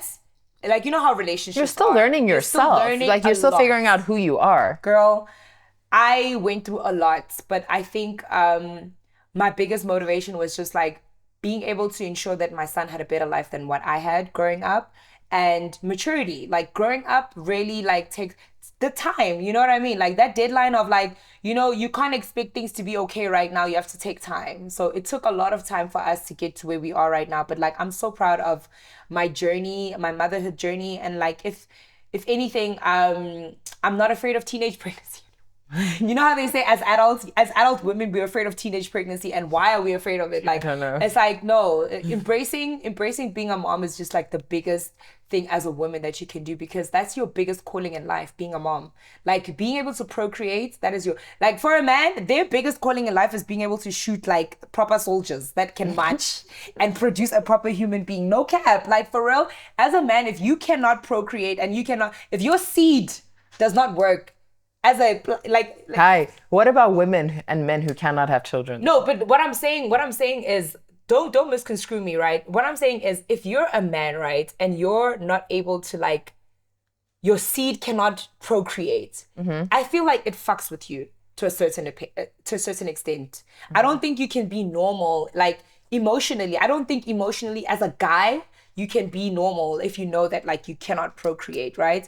And as a woman, I feel like if you cannot incubate and actually produce like an actual human being and raise him, somehow it affects you. Like, yeah, it would definitely you know affect you. You know what I mean? For sure. That's what I'm trying to say. So I'm not saying like you have to be able to do it, but I feel like if you can't do it, or you're not able to do it, or you can't practice it, or you're given the opportunity and you really are not able to do it, but you really want to, it fucks with you. You know what I mean? Yeah. So I think for me, it's like, if you have that opportunity, do it. You know what I mean? If you don't want to, don't do it. If it's not something that's for you, but like, if you do get that option to be a parent and you weren't planning on it or whatever, like, rise to the occasion. Like, rise to the occasion. Problem or challenge. Right? Because I don't think God created procreation for it to be like squandered or to be spoiled or to be like destroyed, you know? I know as humans we go through a lot, and like, you maybe can't handle being a mother, or you maybe can't handle being a father, but the problem challenge situation is such a big thing for me, because it's like, children are not problems, you know what I mean? Maybe your behavior that led you to be able to have a child was problematic, you know what I mean? But like, when you are in a situation where you have to be a parent, you really do have to rise to the occasion. And a lot of parents have shunned themselves of the opportunity to rise to the occasion because of fear. You know what I mean? And I think this world that we're living in, fear is so perpetuated that like it's so difficult for some people to rise out of that. But like, as a young lady myself, I think that there's a lot of things that I ran away from, but I still came back to, because God was just like, babe, you're going to learn this lesson over and over and over again until you're able to rise to the occasion, and you share it with somebody else and be like, yo, dude, I went through that like 5 million times until I had to do something different. And it's like, oh, damn. All I needed to do was just fucking rise to the occasion to see that I can actually do it. You know what I mean? I think it's a great place to end off that point, because that answers the question. And I think for anyone who is fortunate enough to be able to do this is a beautiful aspect of life. And for those people who aren't physically able, like there's ways that they can rise to the occasion. Yeah. Like the problem and the challenge are different. Very different. It's not the end of the journey, right? Like, there's so many people who fail to be parents, and there's so many children sitting at orphanages and foster care that like just want a family and deserve a family. And that's where like some of the best people in the world like come from, and like they managed to, like, they couldn't have their own, so they mothered 100, like, and like became a teacher. Like, there's so many means to do that, where you're kind of paying it forward and making sure the next generation had a better life than you did. I think women generally like to, say girl power, but like few build their careers on the basis of sharing their stage with other women. Where did your love for empowering women come from? I think it came from just growing up in a household with sisters. My mom was one of those, my parents actually. They, like I said, they're pastors. We come from a history of missionaries, schools, and stuff like that. And in our household, it was never like people could always come to my parents' house and eat. They could always come to my parents' house and have a place to sleep. They could always come to my parents' house and like, get counseling. And like, there's so many people that my parents took to school, like through to university, primary school, high school, you know what I mean? And I think that aspect of my life is what has caused me to be the person that I am today. And I think God just steered me in the direction of women because he saw that like that's the best place that I can actually just like operate, you know? I grew up with sisters. I grew up a lot around a lot of great, powerful women. The men in my life were also like, they were visible, they were there, but like the women, there's a lot of women in my family. So that part was just like, it was an easy thing. Like my sister and I fight a lot, but like we love each other. And then when I got into school, I played netball. In high school, I did pageants, I did modeling. I was just always around women, right? The guys were there, but like the women were so much more influential in my life, right? Then when I got to UJFM, I was a news anchor, and then the girls at Res, the girls at university, they like were just the other sisters that I got as well. You know what I mean? And it's so crazy that like I'm saying this about like women, but it's interesting because now we've got the whole conversation about how men are like not they told, hey guys, show your emotions and da da da. Then they're like, oh, that's not masculine or whatever. But like with women, it's so easy for us because that's just like who we are. We're very maternal, we're loving, we're caring, and so forth. So I think all the women that I've been exposed to in my life have just been that. And then when I got to YFM, my program manager at the time was just like, you need to just like focus on being a DJ when you come to YFM, right? It's cool. When we got to Y, I pitched a show, like a mixed DJ show, right? For everyone. And then he was just like, no, you need to do a mixed DJ show for girls only. And then I'm like, why? He's like, no, just that show, like that's what you're gonna be doing, right? And I wasn't even running the show. I was just one of the girls on the show, right? And then eventually they had us audition, not really audition, but like we had to do demos to create our own show. And then I got the show, and then I became the voice of the show. And I was also like putting mixes as well. And then the COVID ended, and it was because it was all pre-recorded. And then COVID ended, and then it was like, okay, cool. What do you want to do now? I remember, that's another thing, right? YFM. Hasina, our MD, is a woman. Our programs manager is a woman. Our marketing manager was a woman. I'm surrounded by so many powerful women, right? And I remember even Hasina, when I spoke to her at some point, I was just like, I'm so grateful that I'm working with women, And I think it's also because I've also been hurt by men in my life. And I always just found healing with the women, right? And so when we had the conversation about like me doing the mix show, continuing with the mix show, I was just like, I need us to change the time. I need us to change the name. I need us to change the duration. It needs to speak to me, right? And then it went back to my original idea of a mixed show, but now it is just that it's a mixed show for women, right? And I remember like my ego was the biggest thing that I had to deal with, because it was like, I want to be, how sometimes you be like, I want to be the star of the show. I want to be the one that's DJing and mixing and whatever and whatever. And then God was just like to me, babe, you've got a bigger opportunity to put on other women, because you've done what you can do, babe. Like you've done what you can do here, and it's either you're going to leave or you're going to be in a position where you're going to help other people get in the door. And I realized that's my gift. God has always given me the ability to get people in the door. Even when I worked in insurance, even when I worked at Virgin Active, I got not thousands, but like when I worked at Outsurance, I remember I think I got like 20 people employment in my duration working there. Wow. And I was taking them from Virgin Active, taking them to Outsurance because I was seeing people. I was like, yo, dude, you struggling. Come here. There's more money here. There's more money here. There's more money here, you know? And I learned that from like childish to say, like, when you get into a door of opportunity, like open up the door, let other people that really are good, let the fucking people get in. Because like, if you're going to close that door of opportunity, there's going to be that long line and then shit is going to get fucked up outside because when you don't want to just fucking open the door to let people, you know, get in because you know that this is a way in. And I think that's when my ego, like, just like, boom, God was just like, babe, trust.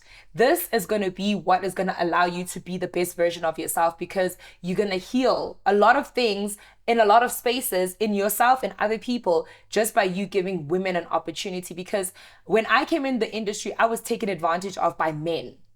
And that made me hate men so much that when I got the opportunity to do the female show, I was so like determined to make sure the girls were gonna beat the guys. You know what I mean? We were gonna be so much better, you know? But now I realize that the guys themselves, they want the space as well. They want to be able to have something like that. And for me, I was just like, you know what? This is where I was called to be for the ladies.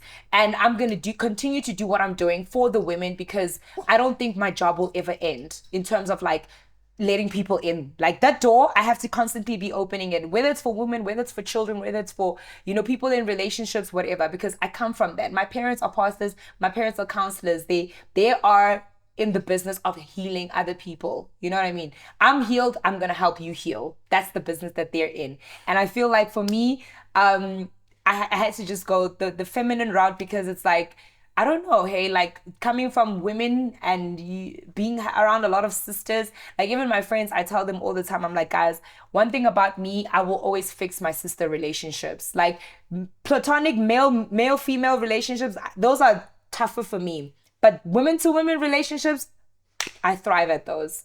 Because I had sisters, like we were able to fight through it and then love each other after that. It was very easy, you know? So I'm definitely going to work on like my, you know, heterosexual relationships. But like when it comes to like me and women, oh man, like that experience, I thank Dumelo every single day. Like I'm forever grateful for Dumelo. I'm forever grateful for Hasina, the guys at YFM.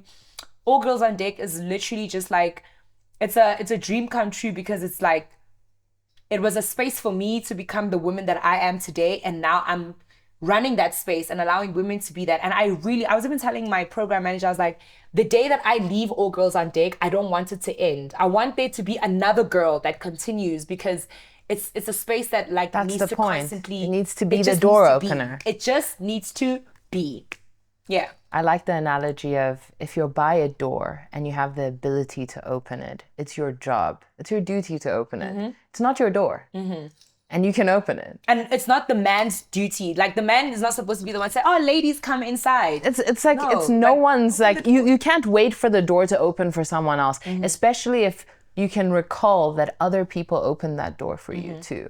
There was always people who had to be on the other side of the door who opened it for you. They didn't own the door, nor was it their responsibility to open that door.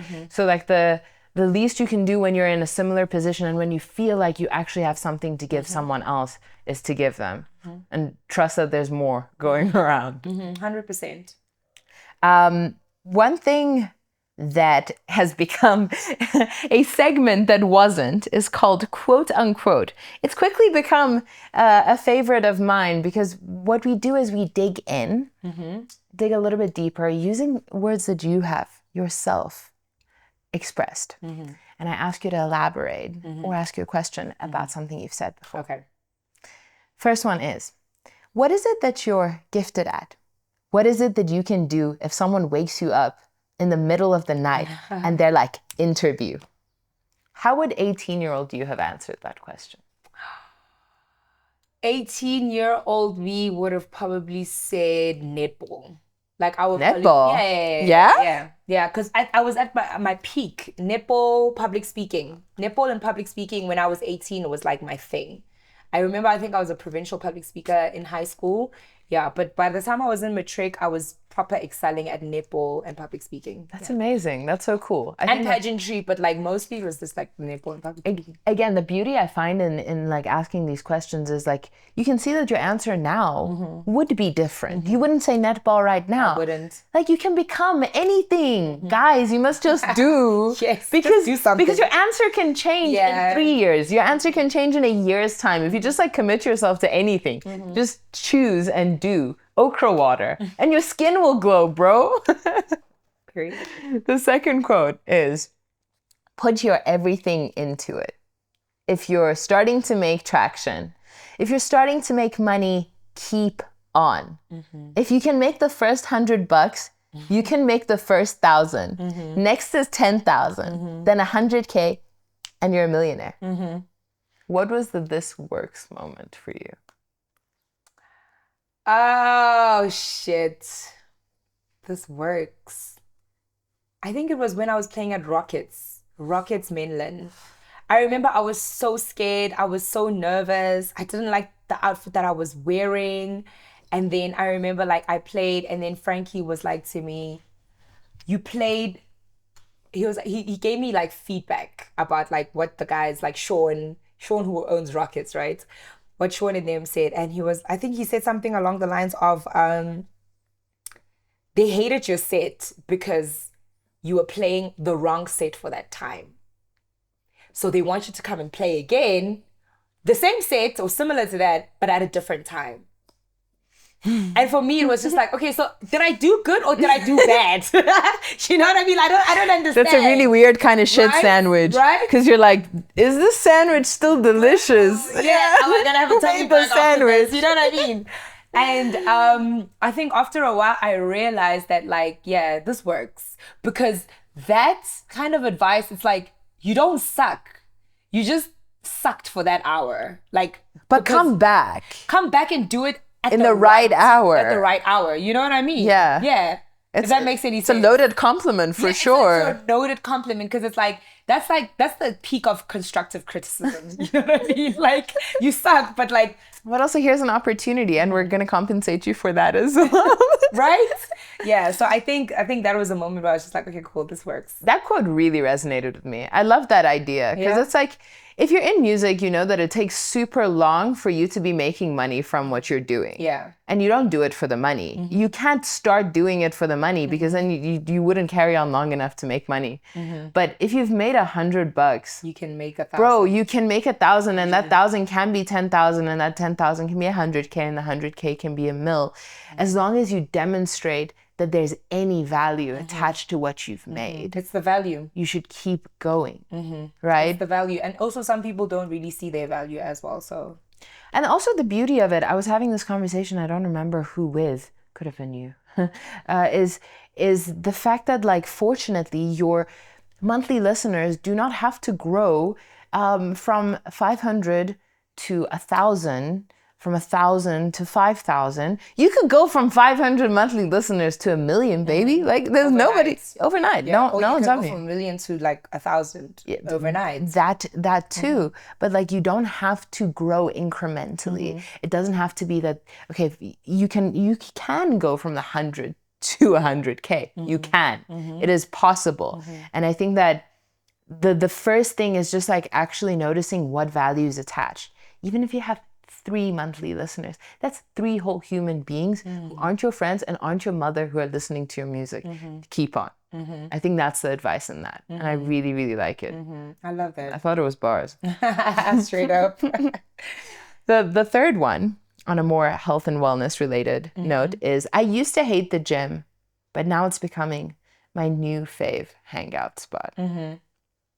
So I think there's this misconception people have about people who gym, which is like, oh, you just like gym. You just love gym. I don't think anybody loves gym, but like people who don't gym assume that other people who go to gym are just like, they're just super into enjoying their time at the gym. Yeah. How many times do you think you had to go to the gym before it became your hangout spot, before it became the fave? Girl, I've been going to gym since I was like in primary school. Exactly. My dad started us out at Planet Fitness. I think I was in grade 6. We would wake up in the morning and we'd train every morning. I would run on the track Together? every morning. With your dad? Me and my dad and my little brother, and then my sister would do other stuff. Like in the facility, my mom would also do other stuff. She eventually like bailed. My sister, I think also, my sister and I kept on going with my brother. My little brother kept on going and coming. But like my dad and my sister and I, we used to go to the gym every morning. And I think it helped me a lot in my high school years and in my primary school years. And then I stopped. And then now as an adult, I'm realizing that like exercise is good for your brain. Mm-hmm. And it doesn't matter whether you go to the gym, you're lifting weights, but some form of exercise. Whatever you're doing, swimming, roller skating, whatever. You know what I mean? Mm-hmm. So gym became my favorite space because I realized how good it was for me. And I realized that I did it back then, not understanding what I was doing, but it was working. Mm-hmm. So if it was working back then, who says it can't work for me right now? Mm-hmm. You know what I mean? If it's not broken, like, don't fucking fix it type shit. You know what I mean? It works immediately also. Right? So I don't know. I love the feeling I feel after gym more than the actual gymming. I don't think anyone really is super addicted to, okay, maybe men different. I don't want to speak on behalf of men, but it's just like that feeling after is irreplaceable. It's amazing. It's like I don't know what it is. It's oxytocin or whatever the fuck that's pumped into your body. But I love that feeling where you come from the gym and you look at your body and you're just like, oh my gosh, I actually worked out. Your brain feels good. Like, it's just, exercise is just so good for your mind. And I feel like the mind is just where it's at, guys. Like, if you can take care of your mind, everything else will be taken care of on your body, for real. I agree. The misconception is something that I think it'll help a lot of people to realize, like, you don't also have to go to the gym to exercise. Like, it could be yoga for you. It could be, like you said, like swimming, roller skating, like anything that gets your heart rate up enough. It could be hiking. Mm-hmm. Go hike for 5 kilometers. Like, whatever brings you peace. Mm-hmm. They say walking's super good for you. Mm-hmm. The point is to like challenge yourself to get up and do something you don't feel like doing, but that you will instantly feel better because the endorphins will actually make it all worthwhile, and you'll have mental clarity. And that clarity you can't buy. No pill gives you that clarity. You know what's crazy? I just thought of gym is like the reverse effects of candy.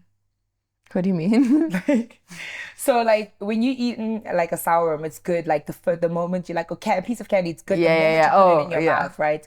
But like later on, it's like you get a cavity, maybe your breath will stink a little bit. But even immediately after, you might be like, oh, I don't feel too good after eating that piece of candy, right? Like it was nice during. It was nice during, but immediately after you're like... Immediately when you put it in your mouth, it's so good. But afterwards, it's like, and then you want another one. You're like, I'm still hungry. I'm still hungry. It doesn't really satisfy you. Yeah. When I say it's reverse, it's like, it's with gym when you go, it's not satisfying. Like immediately when you get there, it's not that great. Like even getting up to like put your clothes on, it's like, this feeling is like, but afterwards it's like, oh my gosh, it's so it's like the reverse effect of like, because with candy it's like you feel like shit in the end, like, oh fuck, I ate so much candy. I feel so bad every time I eat too much candy or have too much ice cream. I just feel so guilty because I'm a binger. I used to be, like, I'm not a binger anymore. Like I used to binge eat, like, I did last night. I still binge on those tennis biscuits. You know those tennis biscuits? It's got these brand new rusks, girl. Oh, that sounds delightful. I binged. I think there's 2 left.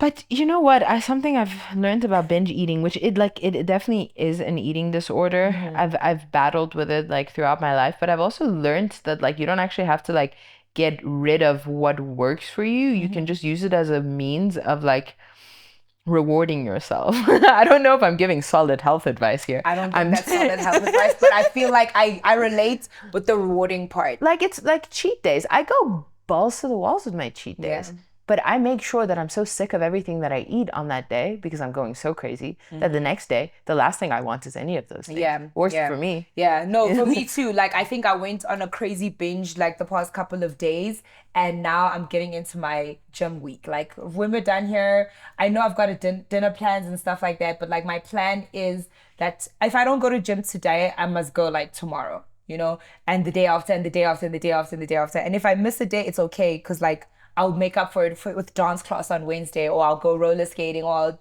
you know, whatever. Yeah, we'll figure it out. Like going back to how open you've been and vulnerable, like beautifully vulnerable about sharing your fitness journey, like it goes so far back. Like one of your first posts was of you boxing. Fitness has been something that's been part of your life that you've seeked every time you've needed it and wanted to establish that habit. And I'm sure you've had different goals over the years. What feels different this time round with your fitness journey that you've taken your audience It's on? intentional. It's so intentional, and it's not even for other people, it's for me. It was like back then it was like, oh, I needed to be fit because I wanted to be at school and be fast and long jump and do this and do this. But now it's just like, I just want to be healthy.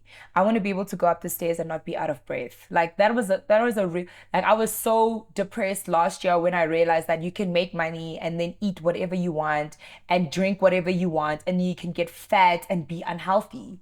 Like that's the reality of the entertainment industry. Like the moment you get money, like if you check a lot of people lately that blew up, most of them have gained weights. Myself included, you know what I mean? Like you make the money, you come in, you're hungry, you're like, I don't really eat, I eat noodles, girl dinner. You're having girl dinner and you're staying skinny because you're hardly eating, right? But now you're making money and then you're like, oh shit, I'm having dinners with my friends, we're having brunch, we're having this, and the pounds are just piling on and you're not going and you're exercising. So I think I became intentional to say, you know what?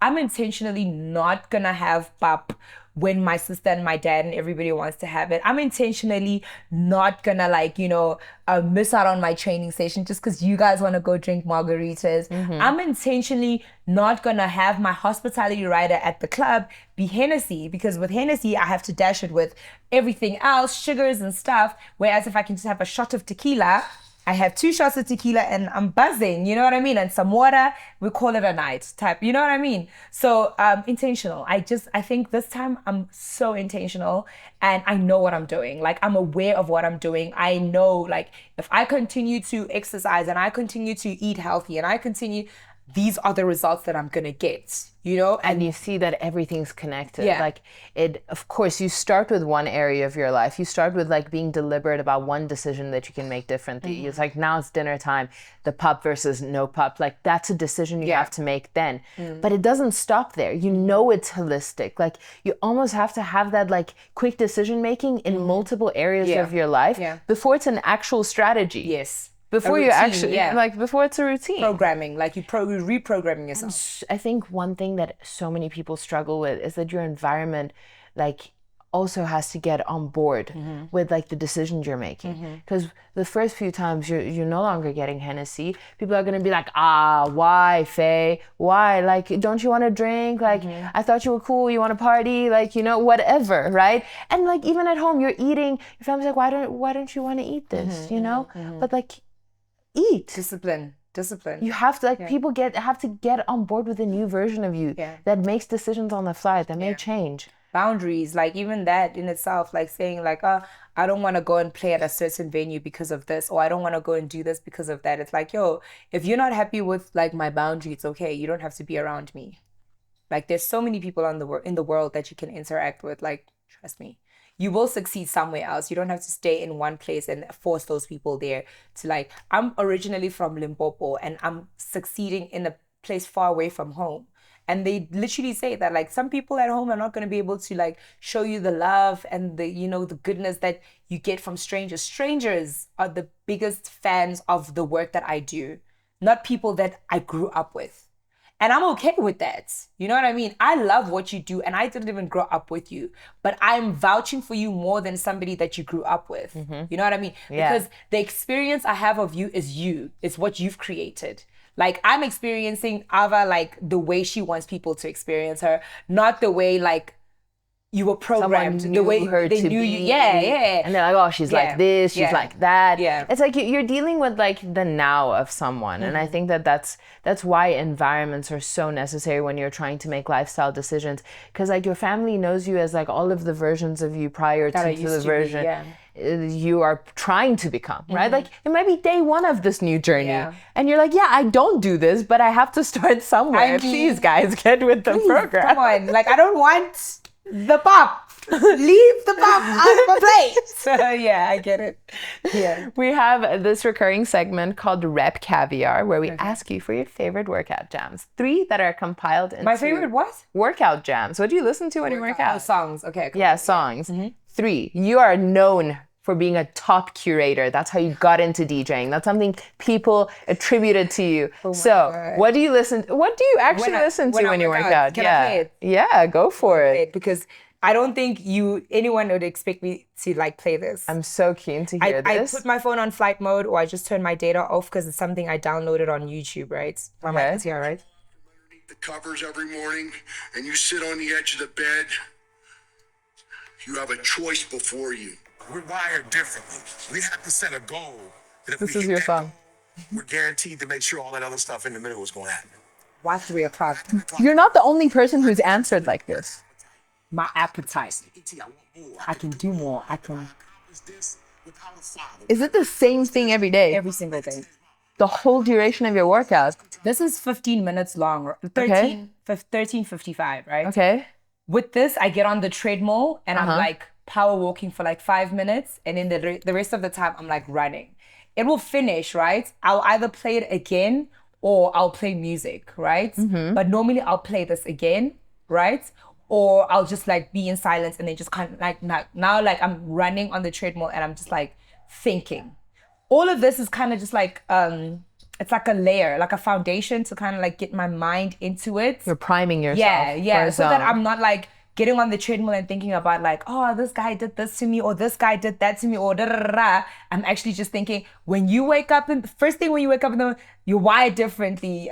You know, the alarm. I like that. I like that. So that gets me into like my workout by working, and then by walking, power walking or running, and then when I get off the treadmill, I go and I lift weights. So I can either play this again or I just play music. Okay. Yeah. So if I'm playing music, 3 songs that go into this playlist. let me see. Right now, I love that. Music that I like right now. Yeah, I mean, if there's something that you actually like play consistently, that would be a really... I don't play anything consistently, to be honest. I just play like my playlist. But right now, what I'm enjoying right now is Chris Brown's brand new deluxe album. He's got a record there called Bruce Lee. Such a beautiful song. And I've been listening to Drake's Trust Issues. Very good. It's a slow song, like, and then the other one would be... You lift weights to trust issues. Yeah, I do, girl. I do. I mean, slow reps are issues. Oh, wow. Time under tension. Yeah. And then another one would probably be Taya Cruz, She's Like a Star. Beautiful. It started trending lately, and I feel like every time I'm on that joint, it's just like, she's like a star. Is it a recent Taya Cruz song? It's an old song, this joint. Okay, no. You know this. Okay, yes. Yeah. Yes. Okay, lovely. So people will be able to listen to what you listen to. And send me that one as well. Yeah. I mean, like Rep Caviar is meant to be for songs, but I want that. I want to check that one. I'm gonna share that one. I'm gonna check it out. I want to see what you guys are on about. Because like our 4th guest, our American guest, Celia Smith, she was like, she listens to like motivational. Yeah.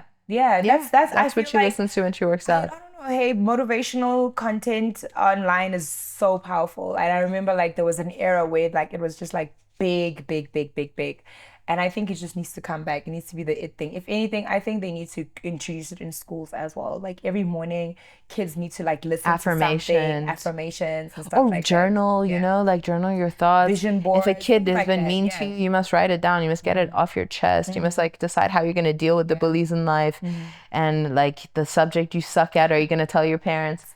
Yeah, puppy. Yeah. She's like, it's time for explain. We have another segment where I ask you quick, rapid lava questions. You answer them without thinking too much about it, okay? Cool. First question. What's the fastest way to change the world?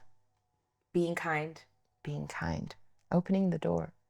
Being kind. And you're not just being kind to other people, you're being kind to yourself first so you can be kind to other people. Beautiful.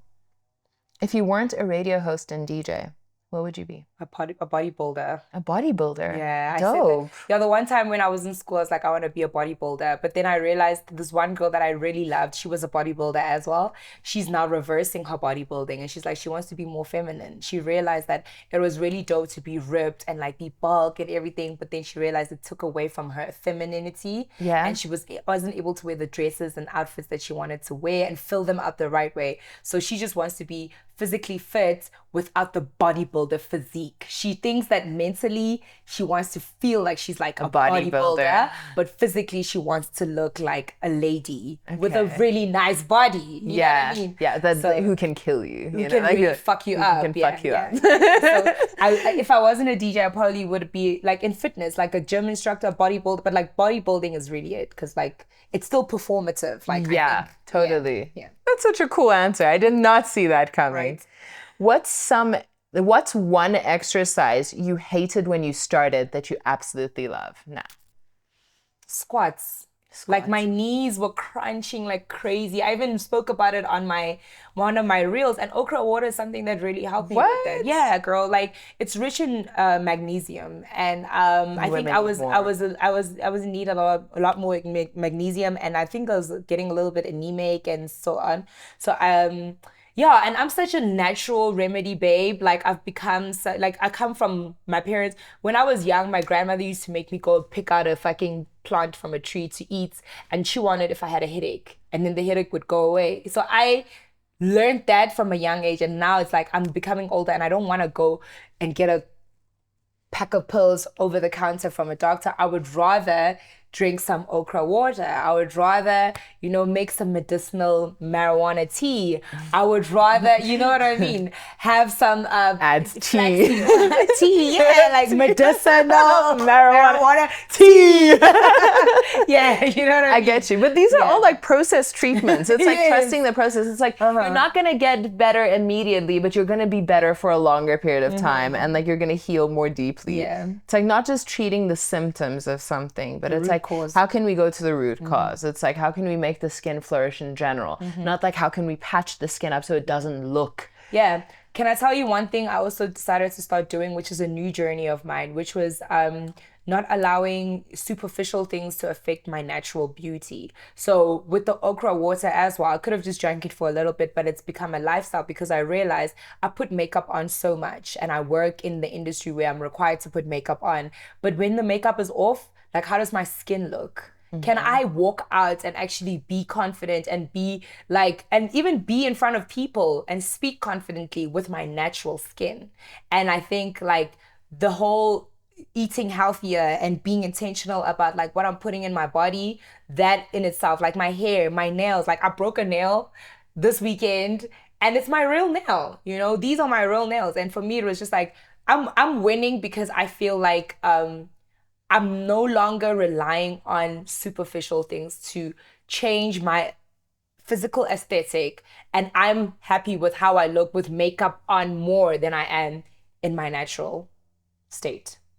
Yeah, like just making you feel good. I mean, look at you right now. When I came here the last time, you had like a full face beat, your eyes were done. I came here and I'm like, okay, she's gonna come here like, I'm like, let me just put a lash nyana, a little bit of a whoop. And then you came in, you're natural, you know what I mean? And I was just like, you know what, I love this for us, Yeah, like the people don't know the switch ups that have taken place. However, like you have to love yourself in both ways. Like, I mean, this is your face. Yeah. Like guys love their faces. They don't put makeup on. Well, not all of them, but like they generally. That's another thing that hit me. Like it was like the male DJs that I work with, they don't bite me. You want me to be scratching? she's like, yeah. She's like, girl, keep going. Why are you stopping? Like the guys that we work with, they don't put makeup on. Like maybe sure they do skincare or whatever, but they don't put makeup on.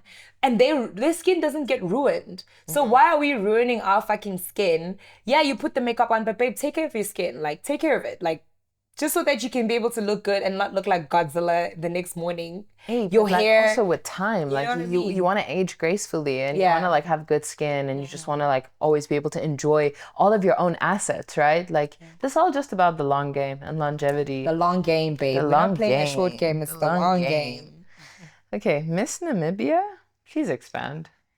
Miss Namibia. Yeah, like why were you wearing a sash from a Miss Namibia pageant? Oh shit! I was like, she's not from Namibia. Like, what? Limpopo to Namibia. Explain. Yes.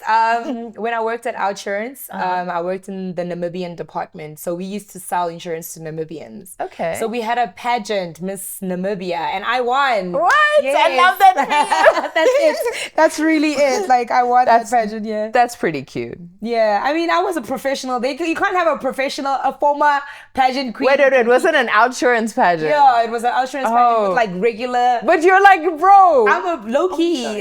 Sorry. I'm low-key pro-y. You know You're what like, I'm a pro. Y'all I amateur. had to win. Like, damn, if I lost, it would have been a bad look for me, actually. I appreciate knowing the story anyway. Yeah. What is the story between you and Taraji P. Henson? Taraji is somebody that I just like aligned my life with hers. Like, when I heard her story, she had a kid, she moved to Hollywood, she had $700 in her pocket, and she was just like, I'm gonna make it with my son. I have to, no matter what, you know? That's it. Like, she's a beautiful, strong, confident Black woman, and she's also like has a history with like domestic violence, emotional abuse, psychological abuse. I experienced that, and I feel like I always say this. I'm like, going through emotional abuse is like so much more scarring than physical abuse, because with physical abuse, like they say, the wounds heal, but like emotional abuse scars are like so much deeper because you can't see them and you can't even identify them, but they're there. You know what I mean? You have to like first acknowledge to yourself that they were inflicted upon you, that they're there, and that you have to heal them. Yeah. But they're invisible. So Yeah. So that's really it. Like, she really just was, that's why I keep on reiterating, like, sharing her story. She shared her story and I resonated so much with it, and it inspired me to be able to like really put in the effort, like, you know, things like, you know, making promises to yourself and keeping your promises. She's one of those people that was speaking on things like that, to say like, you know, sometimes you really just have to say, this is what I want to do and I'm going to do it no matter what. No matter what anybody else says. They said I was going to fail, but I fucking am going to succeed. You know what I mean? Yeah, so that's my girl. One day I'm going to meet her. absolutely. One day you're going to interview her. Yeah. I mean, shit, I don't even want to interview her. I just want to go have some drinks. You know, Just vibe. Like, this is not a professional setting. Yeah, we have a lot to catch up on. Yeah, we really do. You know how they say, was it Post Malone? No, it wasn't Post Malone. It was Jack Harlow.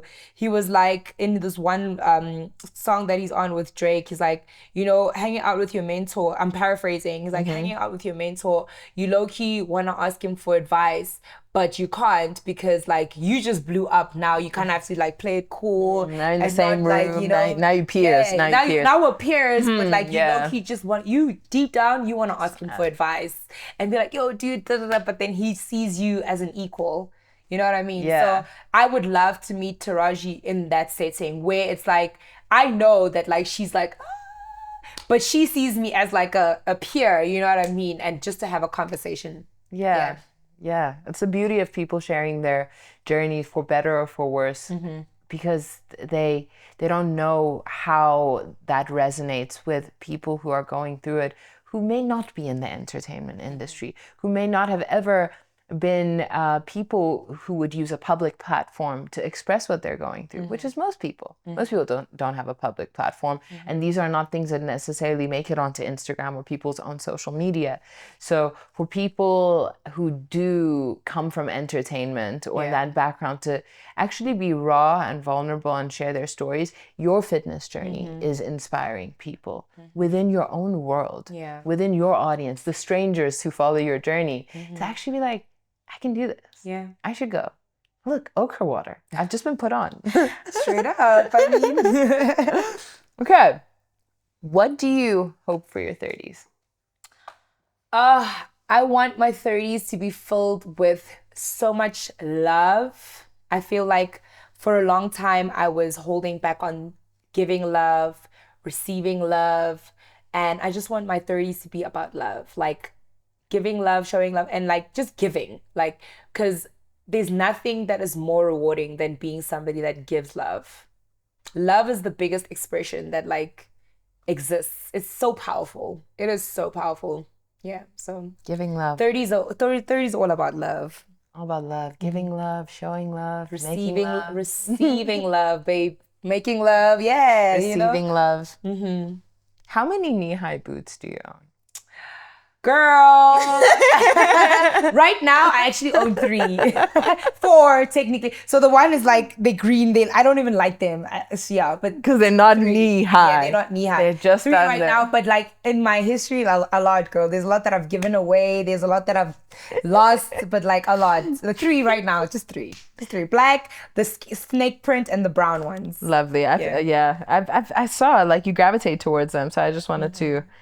I wanted to air out. You know why? It's because we work in winter and it's cold in winter and you still need to look hot and sexy, but you want your legs out. So your legs are warm because you've got the knee-high boots and you can wear shorts. The only little piece of skin that's sticking out is just your thigh. And that's manageable. That's Thighs are so actually manageable. so Yeah, good at you can wear handling. both. Yeah, they're actually but when very your good. feet are out, oh, that's terrible. Yeah. So knee-high boots really. I'm one of those girls. If my feet are cold, I'm cold. So I need. Oh.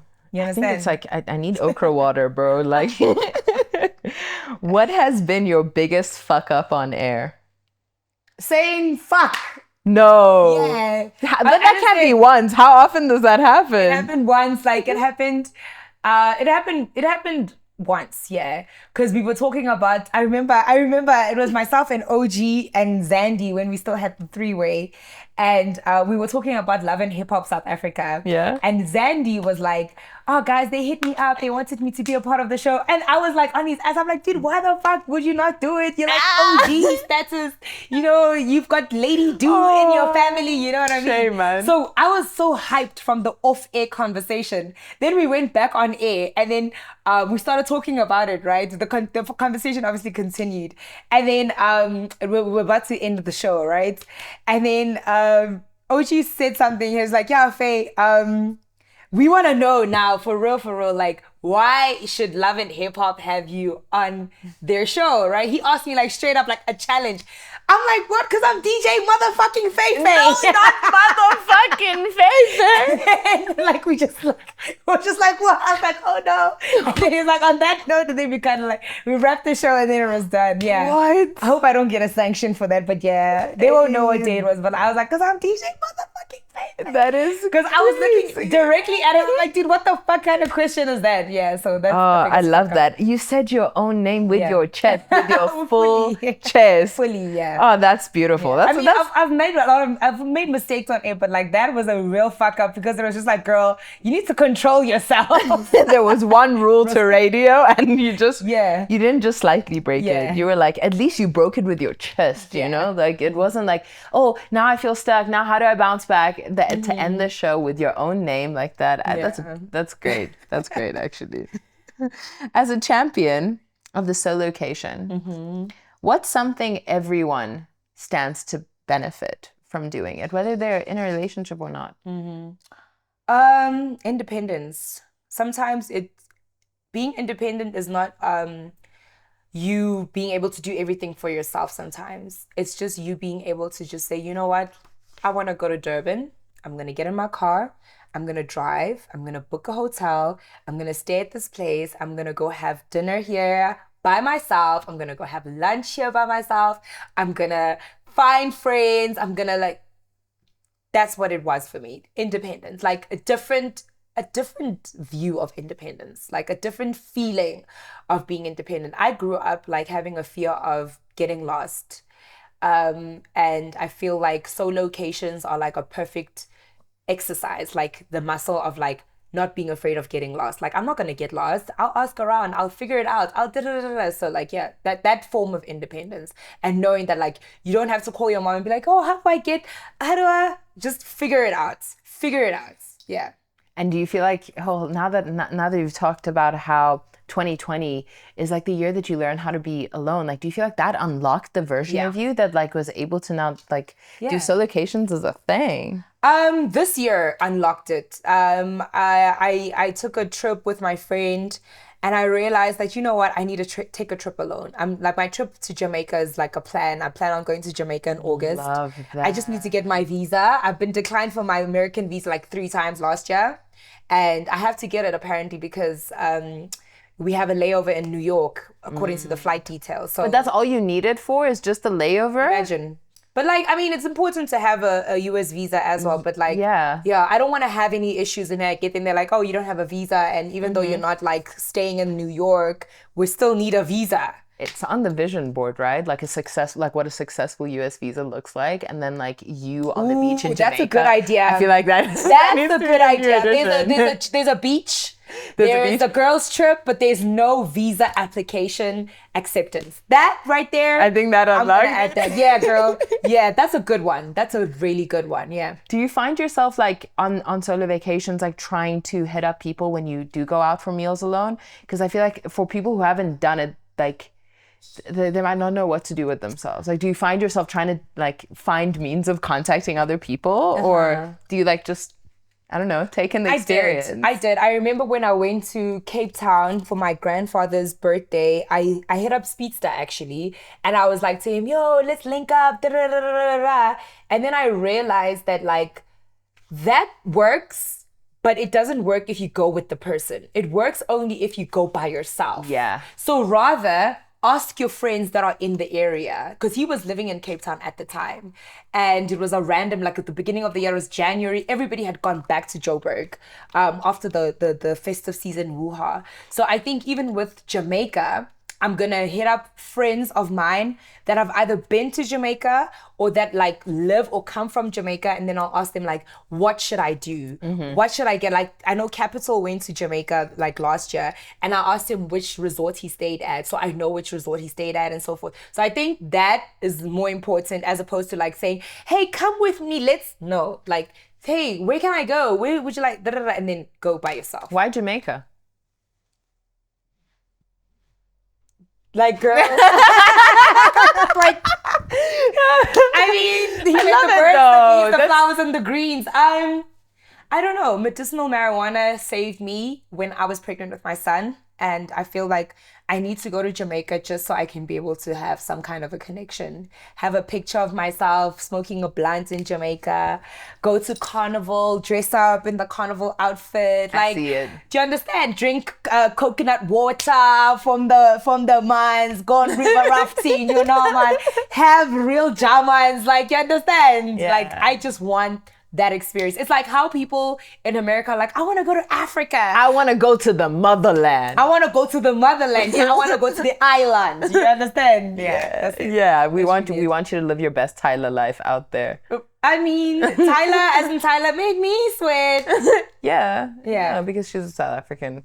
Oh yeah, You know, living her best. girly, American. living her best island life. Also, I just feel like she's in permanent island mode. Just aesthetically. Yeah, just she's aesthetically. super exotic. I love her. She's got a very exotic look. And Yeah. Joburg. Yeah. Joburg is exotic, bro. Yeah. Like, until people come here, they don't see that's just how many variants there really are. That's true, girl. That's true. There's one final question that we end the podcast off with, Okay. which is one book that has changed your life. It doesn't have to be a self-help book. It's just one book that you feel like was your mindset changed, or it just had an impact on you. Could be childhood or not. Ooh, I think it's Roald Dahl's Holes. Yeah? Is it Roald Dahl's book? Or no, Do you know? the book called Holes. I don't think it's by Roald Dahl, Okay. but it's called Holes. Holes. Holes. Yeah? Yeah. There's a movie as well with what's this guy's name? Shit. He's Transformers, the original Transformers. The original Transformers. The one with Megan Fox. That guy. Shia LaBeouf. Shia LaBeouf. Yeah? Yeah, he's the lead actress on him. Yeah, it's called Holes. Holes. The What is book it about? It's about this boy called Stanley Yelnats, right? His name is Stanley, his surname is Yelnats, and Yelnats is his name spelled backwards, right? Okay, Stanley back. Stanley backwards, right? And he comes from a generation of shoe cleaners. Okay. Yeah. But they were very poor, the family. And they had bad luck. Like, they had the worst luck. Everything. The dad, the mom, the grandparents, and they all lived in one house. So Stanley was aware of like this curse that was hexed on his great-great-great-great-grandfather by this woman who was like a voodoo princess or voodoo lady. And she cursed the father because the great-great-great-grandfather, because the great-great-grandfather wanted to marry his childhood sweetheart, right? And he couldn't marry her because he was poor. And for him to marry her, the girl's father was like, you need to bring me a big fat pig as dowry for my daughter, right? And he wanted to, like, obviously, like, you know, marry her. So he went to Madame Zeroni, right, who was the voodoo lady, and Madame Zeroni gave him a pig and was like, here's a pig, you're gonna take this pig up to this mountain, up into this valley, you're gonna make sure you're gonna carry this pig on your back every single day, once a week or whatever, and you take the pig up there to drink this water. This pig is gonna get fat, and you make sure it eats the grass from up on that mountain, and then you bring the pig down. Make sure you carry it. It mustn't walk, you must carry it. Every single time the father did that, until the pig got bigger and bigger and bigger. And then once the pig was big, then he would be able to take the pig and obviously pay it for the dowry, right? But Madame Zeroni told Stanley's great-great-grandfather that on the last day, once you've done your dowry payment, that day when you've done it, I want you to come back and take me up that mountain. Pick me up, put me on your back, take me up that mountain, give me some of that water and leave me there, I think, or something like that. And he didn't. And she's like, if you don't, I'm gonna curse you. So he didn't, and then she cursed him, and she's like, your grandchildren, your great-grandchildren, your great-great, they're all gonna have like bad luck for generations and generations. And then hence we've got Stanley, the Shia LaBeouf, right? New era, and now it's his story of he's the one that broke the curse, right? So now he's walking, and then these sneakers fall on his head, like literally he's walking on the street, and then these sneakers fall on his head, and then they like hang around as a noose around his neck, right? And then the police come and they arrest him, and then they're like, he stole the shoes. They're like a size 11 sneakers. They belong to, I think, Michael Jordan. And only to find that there was a boy, some little black boy. So Shia LaBeouf is white. The black boy, right, his name was Zero. So Zero was from an orphanage, and he went to this orphanage and he wanted shoes and sneakers or something. So he stole the shoes. And then they started chasing. The police sent out an APB on him. They were chasing him down. So Zero was running. Stanley was walking. Zero took the sneakers. He threw them under the bridge. They landed on Stanley. The police come. They arrest Stanley and Zero because they know Zero stole the shoes, and they thought that they were working together. So they both go to court, and then they put them in like a penitentiary for like a juvenile penitentiary. The penitentiary, like for them to go serve their time, they go to this place called I can't remember the place, but like Lake Leeward or Lake something, right? And that's where they're gonna do like their sentence. And for them to do their juvenile sentence, they actually go onto this lake. This lake is dried up, right? And the sheriff is the one, they own the land on this lake. So the kids have to go every single day and like make holes, like dig holes, right? That's your job. Every day you wake up, you get a fucking spear, you dig hole, you dig. The hole must be as long as the stick and must be as deep as the stick. The kids never really knew why they were digging this hole, right? And then their warden at the shift, the warden was a woman, right? I can't remember her name, Mrs. Something. She used to put like red nail polish, and she would always like punish the boys by like slapping them, but like she would slap them with like by scratching them. And her nail polish was made from rattlesnake venom. So she was very violent, right? So the point I'm making with mentioning her is that her family owned this land, right? And they were wealthy. And there was this lady called Kissing Kate Bow from back in the day. She was this one white lady. Like that's not, like the book was just like, it's like so many like but different it's so pockets, vivid. right? Yeah, there's so many stories in one. Like the back of my hand. So this Kissing Kate, right? Kissing Kate was a white lady who was like a teacher in a community, and she used to make pickled peaches and pickled onions and so forth, right? And then she fell in love with this carpenter who was a black man, and she fell in love with him, and then he built a school for her, right? And then she was teaching the kids and so forth.